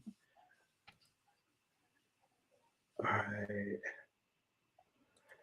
Yeah, I don't need The Rock to come back too, because like Mondo said, it would be detrimental. All these young guys that you got on your thing, and you need a 51, 52-year-old that's not even a full-time wrestler to come back. If you were going to bring The Rock back, tonight would have been it for a high spot to have him come out there and beat the hell out of the Usos for like, this ain't the way our bloodline handles it. You've been talking about the bloodline this, but you're nothing but a bunch of you're a bunch of thugs. I'm beating you up. I'm taking all of you out, and then Cody wins. Or something like that, but anything but what happened. I'm thinking of the option. Or dude, have The Rock come back and lose to Solo Sikoa or something. Like, put somebody over. Like, make somebody. Yeah, but I thought which I bet he would do. Like, The Rock, like, what's funny is The Rock in his whole history of being a wrestler never had a problem he put over the Hurricane. He lost to Rhino. Like, he didn't give a shit. He was all about like losing people. And yeah, like Music Man just said, Cody should have just won. Dude, preaching to the choir, brother. Yeah. The Rock, he didn't put over Mick Foley because Mick Foley was already over, but he made Mick Foley something he was not prior to their debut as a credible world champion. Because Mick Foley was a popular guy, but he wasn't ever considered by the establishment to be a guy who could have a title reign. He's like the Buzz Sawyer of that modern era. And when that feud with The Rock, where he went, the I Quit match, yeah, Rock had that put Mick Foley on a title level that he hadn't been on. He had no problems with doing that. So yeah, The Rock put people over. I mean, I think The Rock gets a bad rap because he was at the top for a long time. Yeah, he does.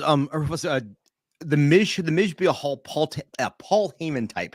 I'm gonna say no. The Miz should be like a Bobby Heenan or a Stokely Hathaway, where they constantly antagonize a babyface, and then eventually the babyface gets to put their hands on him and beat the shit out of him.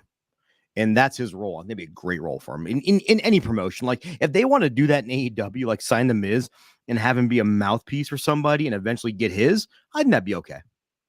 Yeah, anybody who's seeing Tony Khan on my screen again, and I have all the respect in the world for Tony Khan and what he's done. I don't need to see him as much as I see him, and I don't need to see him in the press conferences. To be honest with you, why is he sitting there? The conferences are important. The conference is important, but does he need to be sitting there? Yes, he does. You think so? Yeah, he's the owner of the company. He should be sitting there. Like, it'd be the same thing, dude. Like, if I had a press conference in my company and my president's not standing there, it'd be bad. Like, no, he should be there. I know. If you want to say he should talk less, I'd agree with you there, but he should be there. Yeah, because he does definitely talk. Yeah. And like I said, I like Tony Khan. I like what he's done. I just think he's overexposed as far as more than he should be as for what he's doing. So, and that's the kind of thing that ran me out of WWE all the time, because it got to the point where I looked in the ring and the entire McMahon family is there, and I didn't pay to see them. So, All right. Thank you for the $5 super chat, Larry. It would be awesome for your channel members to suggest albums for you to review each week's metal, alternative, comics, movie, wrestling. That's coming. That's coming. I just have Larry, is your avatar a record album, or is that just you looking like a badass? That's a pretty fucking cool picture. That could be a total black metal record. Yeah, answer that question. The music, I have to work around the music thing because I'd just be telling you about what I heard, and which was what we already do, but I can't play it. So it's just as far as the comic book metal, alternative comics, we're going to start doing that. If you notice, my workplace here is changed to where I could do that a lot more. And then when I push it out, I'm going to have there's another rack, so I'll have a far cam review, so we'll be able to review all that.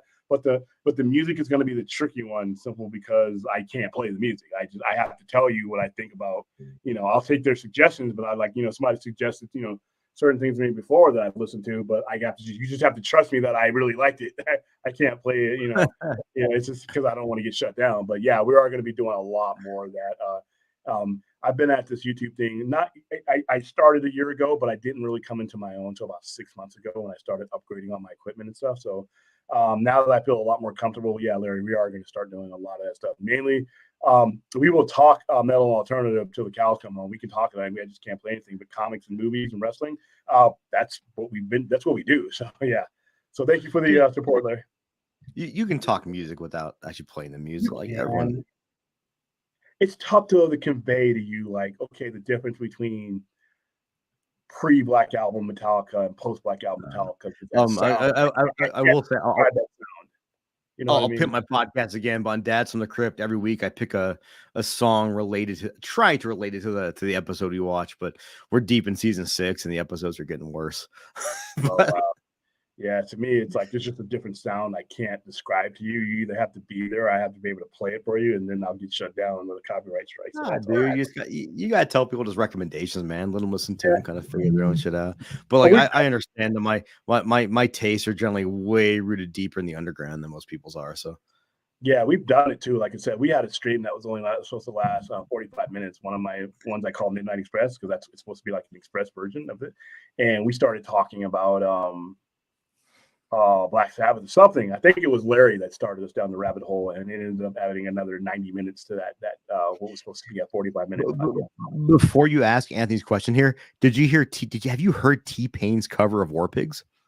Yes, it's fucking good. Yeah, it's very good. It might be better than the original. I don't have much regard for Ozzy as a lead singer. Have you heard Busta Rhymes' version of Iron Man?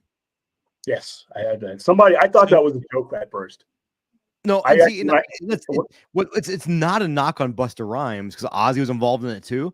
But I thought they took that song and just butchered it because it wasn't what the song was supposed to be. But T-Pain's War Pigs is fucking great. God, it's good. Yeah, the Iron Man one, I thought it had this distinct recognizability of the song. And I never really to me, that song is always going to be the Road Warriors entry music and not much more. So, the problem with the Iron Man remake with Busta Rhymes was that Ozzy sang a chorus to it that wasn't the original chorus, and it just felt so forced and contrived. Whereas I think like T-Pain, for what it's worth, like not my style of music, and the guy kind of brought autotune to the masses, but he is a great musician and a great vocalist. Yeah, he did a song with Lonely Island called "I'm on a Boat." I listened to it. It is the most. I've only heard that because a white friend of mine did that at karaoke. I hurt myself laughing at that song, and he's playing the backup. It's so funny. Yeah, dude, it's cool to laugh at yourself. There's nothing wrong with that. Sorry, you can read the question. I apologize. No problem. He did it on Kimmel or one of the shows, and they had to bleep it out, and the entire song was bleeped out because they were cussing so much. And T-Pain, it was just funny. Anthony was on a question. I think what's going to happen when they debut Braun Breaker on the main roster, they're going to build him to the point where he is the one on the throne to dethrone Roman at WrestleMania. Oh, I can't take another year of this. I can't. So Anthony, my question for you is, I have a question for you. Are they doing this because Cody Rhodes isn't the homegrown star and Braun Breaker is? And I don't think I don't think they should do that because I think that like Cody Rhodes was the answer, right? God, the guy jumped from AEW to WWE, being one of the biggest stars in the world. He should have fucking won. Do you think there's some animosity there? And do you think is Hunter mad about him destroying the throne? You think that would be worked out before they signed him, though? You think that if there was issues with that, no, that wasn't because of your Triple H and your Petty. You're not going to tell him that when you sign him. You're going to wait till you can fuck him, right? But he even hit the pedigree. He hit the pedigree, and they kicked out. But Anthony, I'm interested in your because I think you have some really cool questions and cool ideas. Like, do you think that they push Braun Breaker because he's homegrown? And I think it's a valid question. Oh, wow, but you just sometimes and that's not a knock on Braun. I think Braun, for a dude who's been training wrestling, who's been wrestling for like, a year and a half, like fucking good for him, man. Dude's doing great. All right. I don't think this is okay. I think the WWE is trying to do Roman Reigns. They're trying to break Roman. 100% agree at this point. Like they have to be trying to do that, and I don't think it's the best idea. Like Williams brought up before. Like I like long title reigns, but these numbers don't matter anymore. Yeah, this is a different era. When Bruno Sammartino and Hulk Hogan had all those years reigns, that was a different era. Altogether. I mean, you just don't. I don't think in the modern era it does any good for the title holder. Because like I was saying before you came on, I think it hurts the matches. Not the matches, but I think it hurts the credibility of the matches. Like for so long, I mean, if Roman Reigns going to lose, I mean, and there's only if you look at the rhythm of how WWE does its title matches and who wins and loses. If you look at the statistics, the vast majority of them happen on the major pay-per-views. There may be title defenses on these other ones, but the vast majority happen on their major ones. So you're automatically eliminating. You have 5 of those, so you're automatically eliminating the excitement ring because he's not going to lose that at Extreme Rules. He's not going to lose that No Way Out or the Elimination Chamber. You just know. You think that should be an option, but you look at the law of averages. You literally just take 7 of those pay-per-views as possibilities that he's going to lose off. But he's headlining your pay-per-views, so I don't think it helps him. I don't think it helps the situation to have it, to have that lack of intrigue. And Sammartino's reign was unique in that he was based out of New York, and New York was their biggest market, and they knew as long as Sammartino could like William or I could have wrestled Sammartino, and we'd have sold out the fucking Garden. Yeah, it didn't matter who he wrestled at that time, and I think it was a very, very different era. But I honestly, though, do think, Anthony, I think you're right. I think they are trying to set up Roman to hit that 1,000 days and break the record. And maybe they're trying to do the same thing with Gunther to beat Honky Tonk's record. But at this point, like those records don't matter, and they shouldn't book to that title's for. See, especially with the Intercontinental title. That title is not, you're not supposed to languish at that level of the card, and just to hold on. That title is not the goal. The whole title, and Jim Crockett Productions did it way better back in the 80s, is that U.S. title was what you had to get to be considered in the conversation. Same thing with the U.S. tag titles back when they were doing it right. You weren't supposed to hold on to them forever. And if you were, even with the Honky Tonk Man, it was a unique situation because the Honky Tonk Man world champions ran through him. If you notice, the Ultimate Warrior took the title off of him. Look where he was. Yeah. Macho Man Randy Savage had a feud with him. Those two were your next 2 champions. So you weren't supposed to hold on to the belt for that long. And I think that's what hurts the belt, is because it's like, why are you fighting for it? You just want to be a mid-carder? Is that your end game? Same thing in AEW has. I have the same problem with AEW. And I know it was because Statlander was injured, but why is what does the TNT title mean, or the TBS title mean? So the TBS title is the weird one in AEW because I think Jade Cargill is going to be a huge fucking star, but I do think that her time has sailed, and Willow Nightingale should win that from her. Willow Nightingale is such an awesome organic talent who I didn't know about for AEW, and now I'm super into her. Oh, especially when she did the street fry and she had those braids going. Yeah. but, Yeah. but I think Cargill needs to lose that belt. Yeah, she needs to lose that belt, and there's nothing against her. It's just that the belt she's the inaugural champion. No one else has held that belt. She was the first champion. I'm like, oh, okay. And look at all the stars, and if you look at all the major stars, no matter what promotion they are, losing never hurt them. Losing doesn't hurt Kenny Omega. Losing's not going to hurt Will Ospreay. Injuries might hurt Will Ospreay. But I do believe there's a fine line in that, like when AEW first started, you had the Young Bucks who are willing to lose to everybody, and they almost went too far in that route. Yeah. And we're losing to everybody when they have to still establish those stars. Now Omega's at a point where if he loses, he's okay, but he can't lose 30 matches in a row. Jericho, well, and because the losses should also matter too. Like if Omega loses, it should be a big deal. If Jericho loses, it should be a big deal. Like, and if everybody's beating them, then it doesn't matter. But I don't think it hurts them to lose. That makes sense. Like I don't think at this point.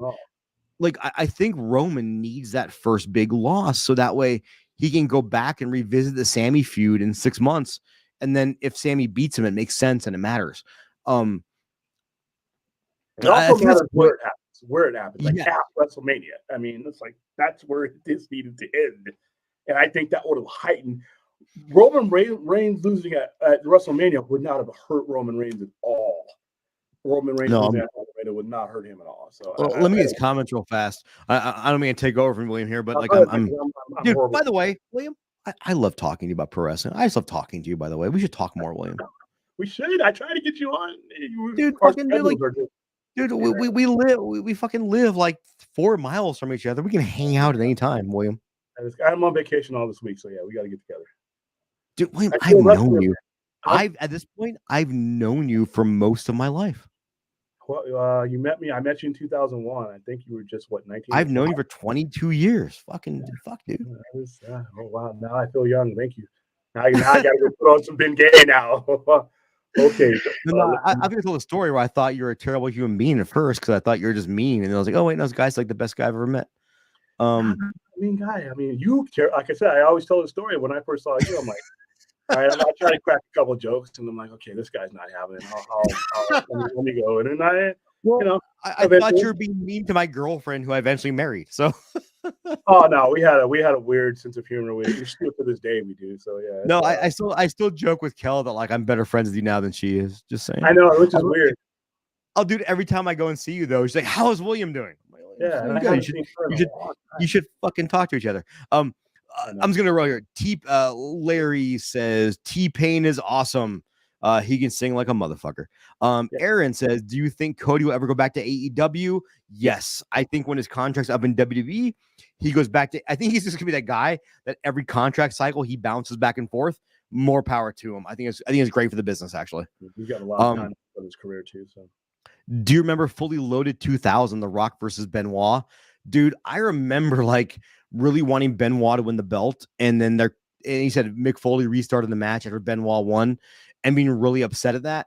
And I also remember they did that Rock Bottom pay-per-view where everyone thought Mick Foley won, and they reversed the match too. I hate that shit. I still hate that to this day. Yeah, I don't like them doing that at pay-per-views. I remember when he did the no quit match and the Rock piped in Mick Foley's voice. Yeah, well, that was okay. It wasn't with the belt. It was more so when they did that dusty finish, like at Rock Bottom, when you thought Mankind won and they restarted the match and he lost. Like, fuck, dude. Like, why? Yeah. Anthony, you said that you think Triple H is petty. Yeah, dude, I think so too. And I 100% think like Cody Rhodes not being homegrown talent. And Monkey Jeebus said Cody is originally from WWE. Yeah, he definitely was. Don't get me wrong. I mean, yeah, remember him in Ted DiBiase's he was dashing Cody Rhodes. He was Stardust. He was in that stable, and but he didn't make his name in WWE though. He like really made his name afterwards in AEW, is where he became a true star at the independents and AEW. So that's where I think Triple H might be butthurt about. Well, I could be wrong. And wrestling Nick Aldis for the world title. I remember that speech that he did when he said, that was my dad's title, and that was kind of the same thing he did here. He was kind of using, he was rightfully using Dusty Rhodes as legacy, as he should, and that legacy means something. His name and Cody Rhodes has made that name mean even more. Him and his brother. I just thought tonight was the night, and it just didn't happen. And I'm like, oh, all right, here's a really long one. Dark Sage 9117, thank you for coming in. This is from Twitch. I admit that I'm the biggest contrarian in the industry. As I recall, fans want Roman as a champion years ago and loved his heel turn, but now they whine like they did back with Brock, and he becomes part-time champion because he held the title for too long. Ha ha ha! Keep running, keep the run going. Watching all your fans contradict yourselves is funny. So yes, I love the ending because it's exactly what I want to have happen. Here's the problem with that, Dark Sage is no. Read his. Hold on a second. He has a comment after that. Read his comment after that and keep going. Got him. All right. Sorry if that makes people. What, square bar? Go down the staircase and keep going. Go down the stairs. Guys, real life business in action here with William giving people directions. So if any of you guys knew William pre this location, he used to have a location in the corner, and he'd constantly have guys coming in looking for where the men's spa was. Yeah, it's right over here. I'm 1,000 feet away from that location. That was my favorite. All right, sorry. And now is part of the men's spa. Just to be honest with you, you know, the corner spot is now part of the men's spa. Yeah, they just went ahead and took it over because nobody else. Okay, never mind. Sorry if that makes people mad, but I take the exact opposite stance of the community. Do not have them lose. Keep it going. 1,500 days or so. I think you all wanted Roman as champion. Why are you whining when WWE gives you? Here's the thing, though, Dark Age. It comes in pace and time. Yeah, there's at a time where people wanted Roman Reigns as champion, and you don't want part-time champions and things like that. But you have to gauge what you do and how you book with what's going on at the time. Just because that was okay then doesn't mean it's okay 900 days from now. Simple because, just like we explained, it undermines everybody involved. It undermines who he's fighting because you no longer believe in the credibility of the booking that it's going to happen. So when you have a major event, the major event like WrestleMania, where you've designed and booked up to a moment and it doesn't happen, that's where people complain. Not the fact that he's a champion. He's been champion several times over, and he has main WrestleManias, which are cool, including the one where he got ripped off by Seth Rollins.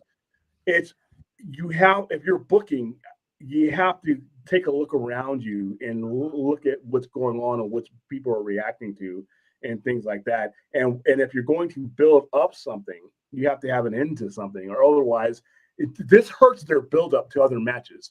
So when we go through a long, lengthy, month-long buildup to a certain moment and the payoff is not credible, that hurts the buildup of everything else, whether Roman Reigns are in it or not. It's not really a Roman Reigns situation. It's a WWE booking structure thing. You build up things and then there's no credible payoff. So your fans are kind of like, whereas you had them in that not a gaze, that you've broken that concentration. And when you break the fans' concentration like that, that's the first step to losing them. So yeah, I think this loss is going to hurt because everyone's expecting this is the right time. And I'm not, I don't think like if they go 1,500 days, let's say they go 1,500 days. And I think Bruno's reign was what, 7 years, 8 years? But let's say he beats Bruno's reign and it's the right time and they pick the right person to beat him, and that next person becomes the next like megastar of the world, then you're definitely not wrong. But I do think they had an opportunity tonight to really make Cody the next megastar, and they didn't. And but you know, I'm never gonna knock your opinion, dude. Like I think like if you want Roman to be champion, you like the fact they went against a grain. If it works, it works. You're like no one's wrong. Like it all depends on what happens. I think tomorrow and the next week and the next week, we'll see what happens. Actually, there's no wrong answer, but there is just there are certain junctures in the story where you should have a relief, a payoff, a proper payoff.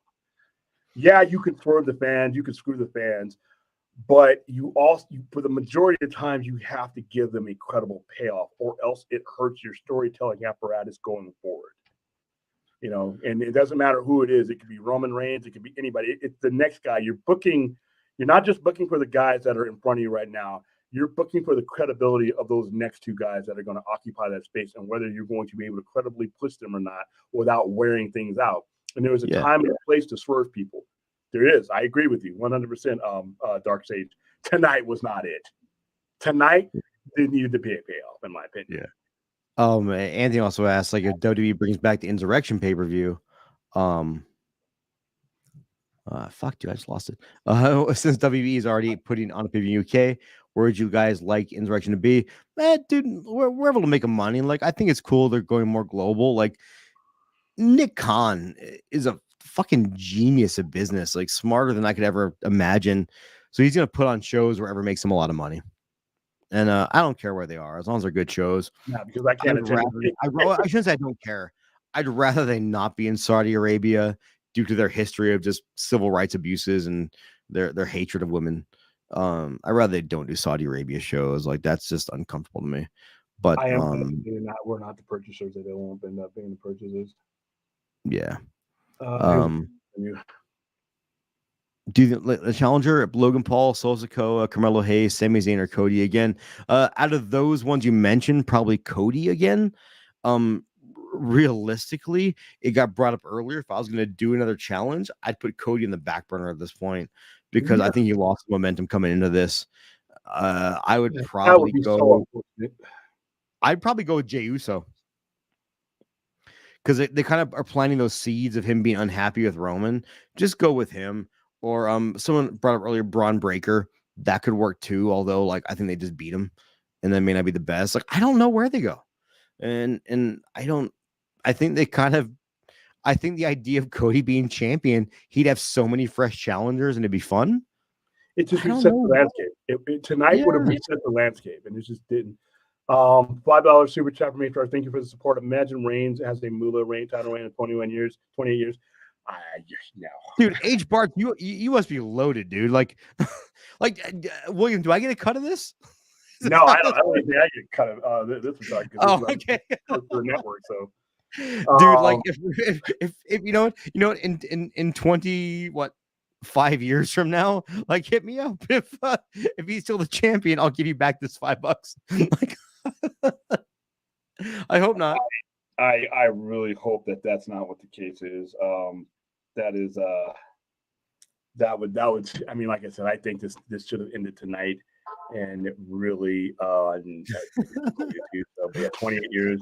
But you had to realize that no one took her titles. I mean, and that's not. I'm not saying this is right. Well, but the women's title, women's wrestling in that era wasn't it was way different. Yeah. Well, it's way different. Well, Moolah was like the Vince McMahon of women's wrestling back then. And if you actually, you can find books or essays about women wrestlers who wrestled in the time of Moolah, and she was not a good human being to those people. So she was kind of she's kind of the Vince McMahon. The way he treats people. But how involved is he going to be? Yeah, I know he's there. I mean, he was a gorilla, dude. Like, you know what's crazy? So I was reading, if they sell to Endeavor, he's going to be like the third highest ranking person in both UFC and Endeavor and WWE, and that's fucking crazy. Is that good? No, it's not good. It's not good. And William, like, it's not good. Like, you and I at our age, we're okay, but 10 years from now, you and I shouldn't be booking wrestling. We're not going to get it. We're not going to get what draws in the young fans. And Vince he'll be what, 80? Pretty soon, he should not be booking. Yeah. He shouldn't be booking now. So, hey, he's got a question for you. He's a fan of traditional heavy metal music. Can you explain to me the difference between thrash metal, nightcore metal, death metal, and black metal? I don't know what nightcore is, but thrash metal, think of it as galloping. It's galloping music, Metallica, Slayer, dun, dun, dun, dun, dun, dun, dun, dun, dun, a lot of open chords with quick process. Death metal is usually technical, but people going deep, angry vocals about death and murder. And black metal is more atmospheric, or should be more atmospheric. What I would tell you though, like, traditional heavy metal is still fucking rad. And I brought it last week, but some great traditional metal bands in the United States, like in Eternal Champion and Sumerlins, Visigoth. There's a lot of great stuff coming out there, but there's so many bands that'll call themselves death metal and are across this huge gamut of all these different sounds that I'm not going to tell you you'll find something you like, but just jump right into the deep end and start listening to music. But think of death metal as more aggressive and angry. Thrash metal is kind of like galloping, like, we're going to go fucking fight in the parking lot of Walmart. And then black metal, realistically, is more atmospheric, more of the I want to sit on my couch and drink a beer and think about all the people that wronged me. That I can't give a better answer than that when you have another part to this But question. dude, jump in, man. Listen to some fucking cool metal, dude. Metal's fun. Like, and there's a lot of problematic metal out there and a lot of problematic bands, but dude, like, whether I don't give a fuck, dude. If you don't like the kind of music I like, why do I care? Like, just fucking, I'm happy if you're out supporting the genre. It's what it means to each individual. That's a good point, dude. Like, some people actually like Megadeth over Metallica. They're wrong, but they do, and that's their thing. Like, it's cool. Like, I mean, I'm not one of them, but there are a lot of people that is a bone of contention between the two because, especially given their background, they add that to it, which is not most part of it. But okay, go ahead. The Larry said thrash is more a punk beat with metal music. Yeah, dude, exactly. And realistically, most like old school black metal is fucking aggressive punk. It really doesn't root itself in metal. Like, if you listen to like early Mayhem or Dark Throne, all that stuff was just really fucking angry punk with a different spin on it. It wasn't. It had less to do with traditional heavy metal or traditional thrash than it did with or like even like Bathory and Venom in the early days than it did with punk. Like, it actually had way more to do with punk music than it had to do with metal. I mean, this one's for me. What are your responses to people who say Zach's happy, Ben's happy, leave him alone, in response to Snyderverse can finish these happy?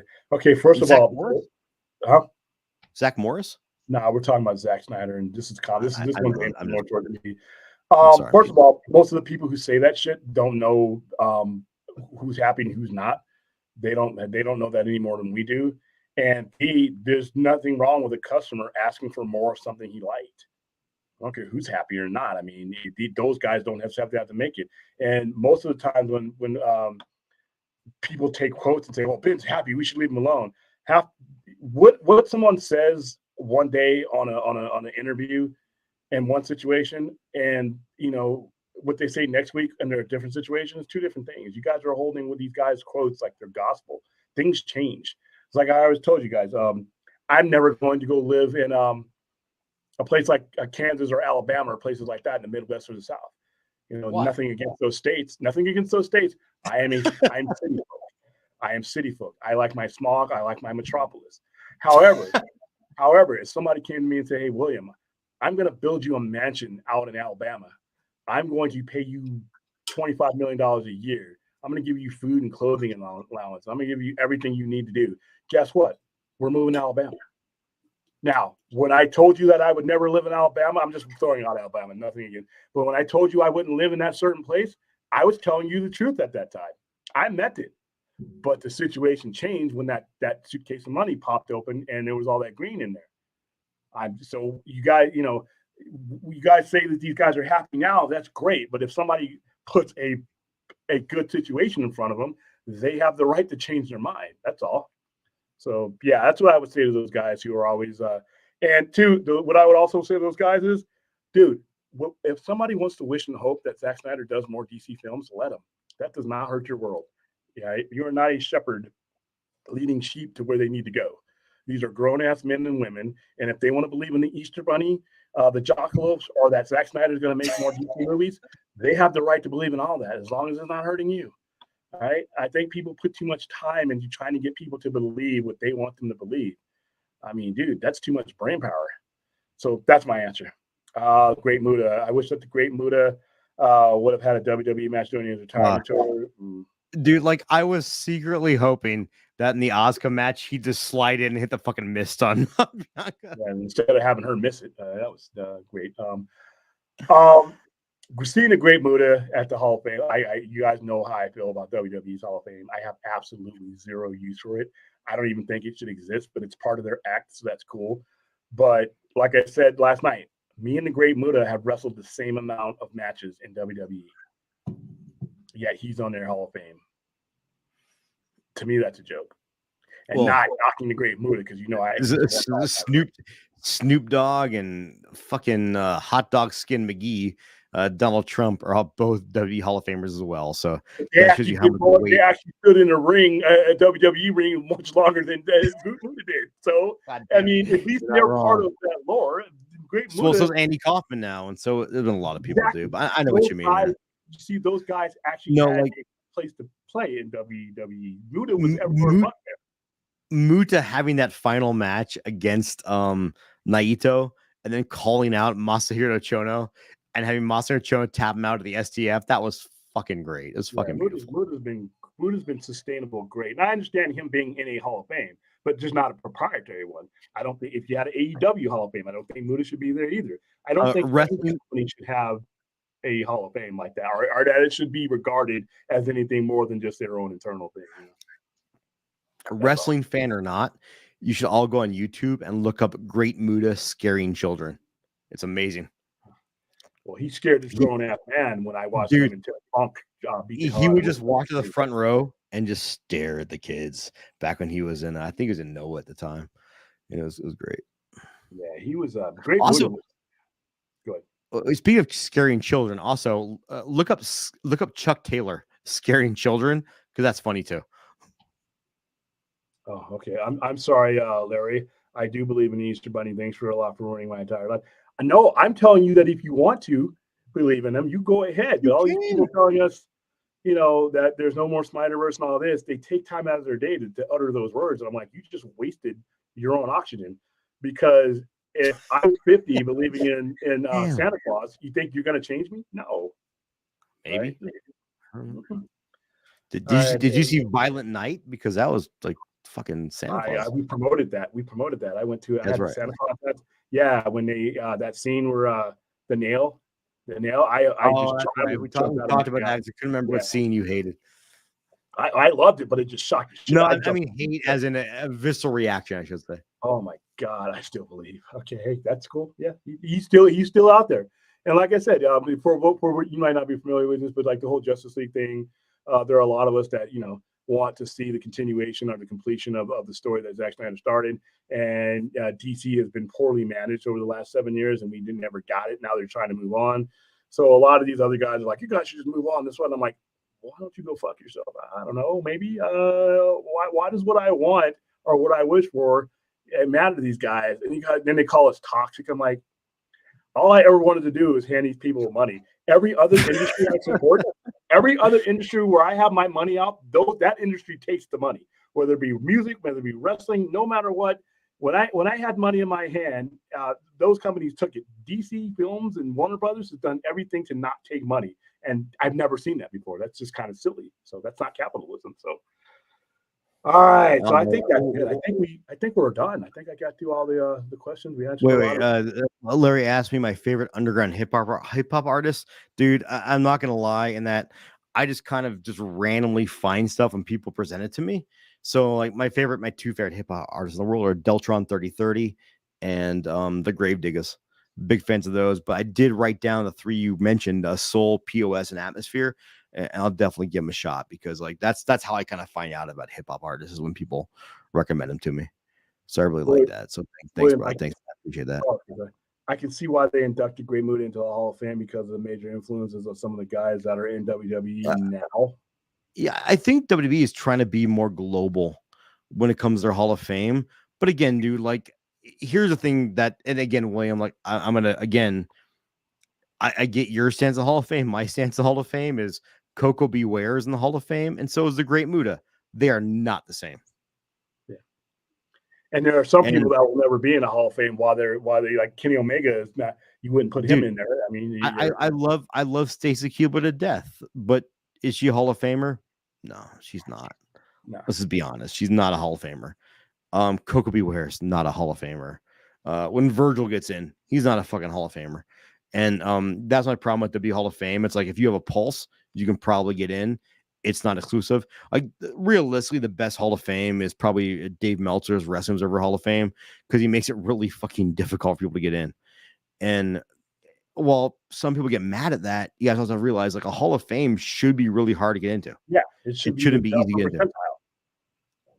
I mean, the only thing I complain about is Arn Anderson's not in there, and he's the GOAT. But that's my thing. And he actually wrestled. No, he's not in Dave Meltzer. He's in WWE's, right? He's not in either. No. Oh, the Horseman. Yeah, he's in with the Horseman in WWE. Yeah. He should also be in because he was with the Brainbusters. He was one of the first He was him and Toller would be back before that was a thing to go back and forth like that. So I thought that he was more because the Horsemen are not WWE. It's just it's like I said about this belt. Everybody's showing me because I have a big old belt and they're like, wow, look at the WWE shop put out this look at the crumb line, look at that. I'm like, first of all, if I could rule the world, that belt would never show up on WWE television again. No version of it. You can buy a company. You can't buy what a company means. It's different. See, and I'm going to give you two different circumstances. Tony Khan bought Ring of Honor, and he's running it as a recognizable Ring of Honor product. That does not happen with that sham sale that led to WCW. People should have gotten sued for, but nobody cared. That's not what happened with NWA WCW. That belt doesn't mean anything to me outside of a certain group of people. Next time I see that belt, it's like I said, when Ric Flair retired, or when you honoring Ricky Steamboat or Sting, or people who when that belt actually meant something. You can recreate anything you want and stamp your logo on it. That belt doesn't mean anything to me. That's why when I got my version of it, it was the same version that Ric Flair held. Not the all gold, not with the stamp on it. And they had a poll. Hey, should they bring that belt back? I'm like, damn, I pity you kids that don't know what that belt really means. If you knew what that belt really means, you wouldn't want it anywhere near. You'd want it retired somewhere. So that's how I feel about that. All right, I think I got everybody. My internet's acting up, guys. So we're going to I'm going to cut it short a little bit. I've been lucky enough not to blink out the last 5 minutes, but I think you somehow got some good internet. Anthony asked, like, do you think once Vince leaves, Triple H might convince artists like Eminem to? I don't know, dude. Like, I think it comes down to rights fees, and they're not going to pay the rights fees in the future. Like, I think even like Edge coming out to South of Heaven by Slayer was kind of cool, but in like once the show's on replay, you're not going to hear that because they don't want to pay for that. They're not going to pay those royalties. Nah, it's all about money. Larry MF Doom, dude. MF Doom. I could not get into MF Doom, and I know so many people love MF Doom, but just not my thing. And I really want to get into him. But yeah, Gravediggers fucking love them. Deltron loves them. Yeah, RZA was it the Giza was a Gravedigger. Not the Gravedigger. What the fuck did you go about? No, RZA and the Gravediggers. I'm sorry, guys. I've been drinking. But again, this long. Dude, like I always have a blast talking with you, William. Like every single time, dude. Like you're coherent. You've been coherent for the most time. So I'm like, he says. Hey, man, like I just feel it, dude. Like, but you guys want to talk wrestling? I want to talk wrestling and metal. Like, come on, like I'm always down to talk wrestling or metal. We've extended. Anthony said before you go, read my last comment about Megadeth. I miss a fucking. I saw you say how Dave Lombardo's cool, and Dave Lombardo's a rad dude. Like, guy's a fucking ridiculous drummer. Megadeth overrated. Dude, like I don't think they're overrated. I think they're rated about where they are. Like, I think they're kind of in that set right now where if you love them, you love them. If you don't, you don't. It's not going to change. They are where they are in history. Without Megadeth, a lot of the groups that people like over Megadeth and a lot of the influences just doesn't happen because there was nobody doing it at that level. And when they were doing it, there were other people doing it at that level, not at that level. You 100% did. Don't say you didn't have them at that level because you had the whole golden age of German thrash, dude. You had Sodom, and you're frozen like this, and it's fucking hilarious. And are you just standing there? But you had Creator, Destruction, Sodom, Cryptic Slaughter, Coroner, Testament. You definitely had bands that were doing it better than them, but Mustaine had his name. Like, for as much as Mustaine had bitches. That's not what I mean. Propelling it, there are better bands, but they were the ones that broke through at a level that I thought shone light on a lot of these other bands. That was not the way to go in the mid-'80s commercially. You just weren't, because you could hear there's a lot of different bands that never got off the ground that you could get mixtape from in like 87, 88 that you could say were better. But as far as the thrash metal genre, I don't think commercially anyone met more than Megadeth. Commercially, as far as breaking it open, well, with their level of greatness and better bands, I will not dispute that. But but I also think though the record labels are more willing to take a a chance on Dave Mustaine because of his background, and that's okay. There's nothing wrong with that. Even in the mid 80s, though, because his reputation wasn't the best in like 84, 85. He was not a very workable guy. He wrote that Metallica train. Huh? And the Bay Area blew up because of Metallica. That's why whatever. No, Anthrax is the East Coast, but no, dude, it's all good. Real fast. Larry's asking about Meshuggah. You talked about Meshuggah yesterday. I saw Meshuggah open for Slayer in '99. It was for their the Chaos Sphere album, and they were fucking rad.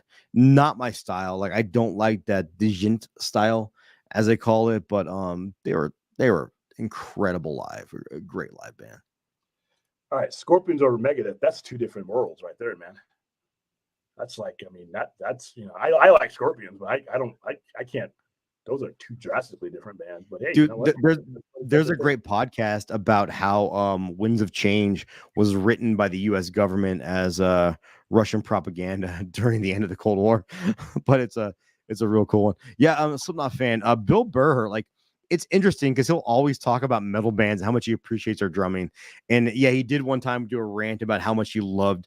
I wouldn't say he loved Meshuggah, but he was super impressed with their drummer and how great of a guy that is. And again, even like a lot of those bands, man, not my cup of tea. Like, again, Slipknot, fucking can't stand Slipknot, but I'll never take away from their talent and how good they are as a band. Just if it's not my thing, it's totally cool. Bill Burr likes Megadeth. A lot of people like Megadeth. What was one in there about Sid Vicious? There was a comment about, what about softball? I know Sid Vicious only from obviously why am I freezing? Sid Vicious, the wrestler from WCW. No, the musician Sid Vicious. Sex Pistols. So yeah, Johnny Rotten. Well, I can't. What? Damn! That's Johnny Rotten. That's Johnny Rotten. Fuck, dude. Johnny Rotten and Sid Vicious. Yeah, that was okay, cool.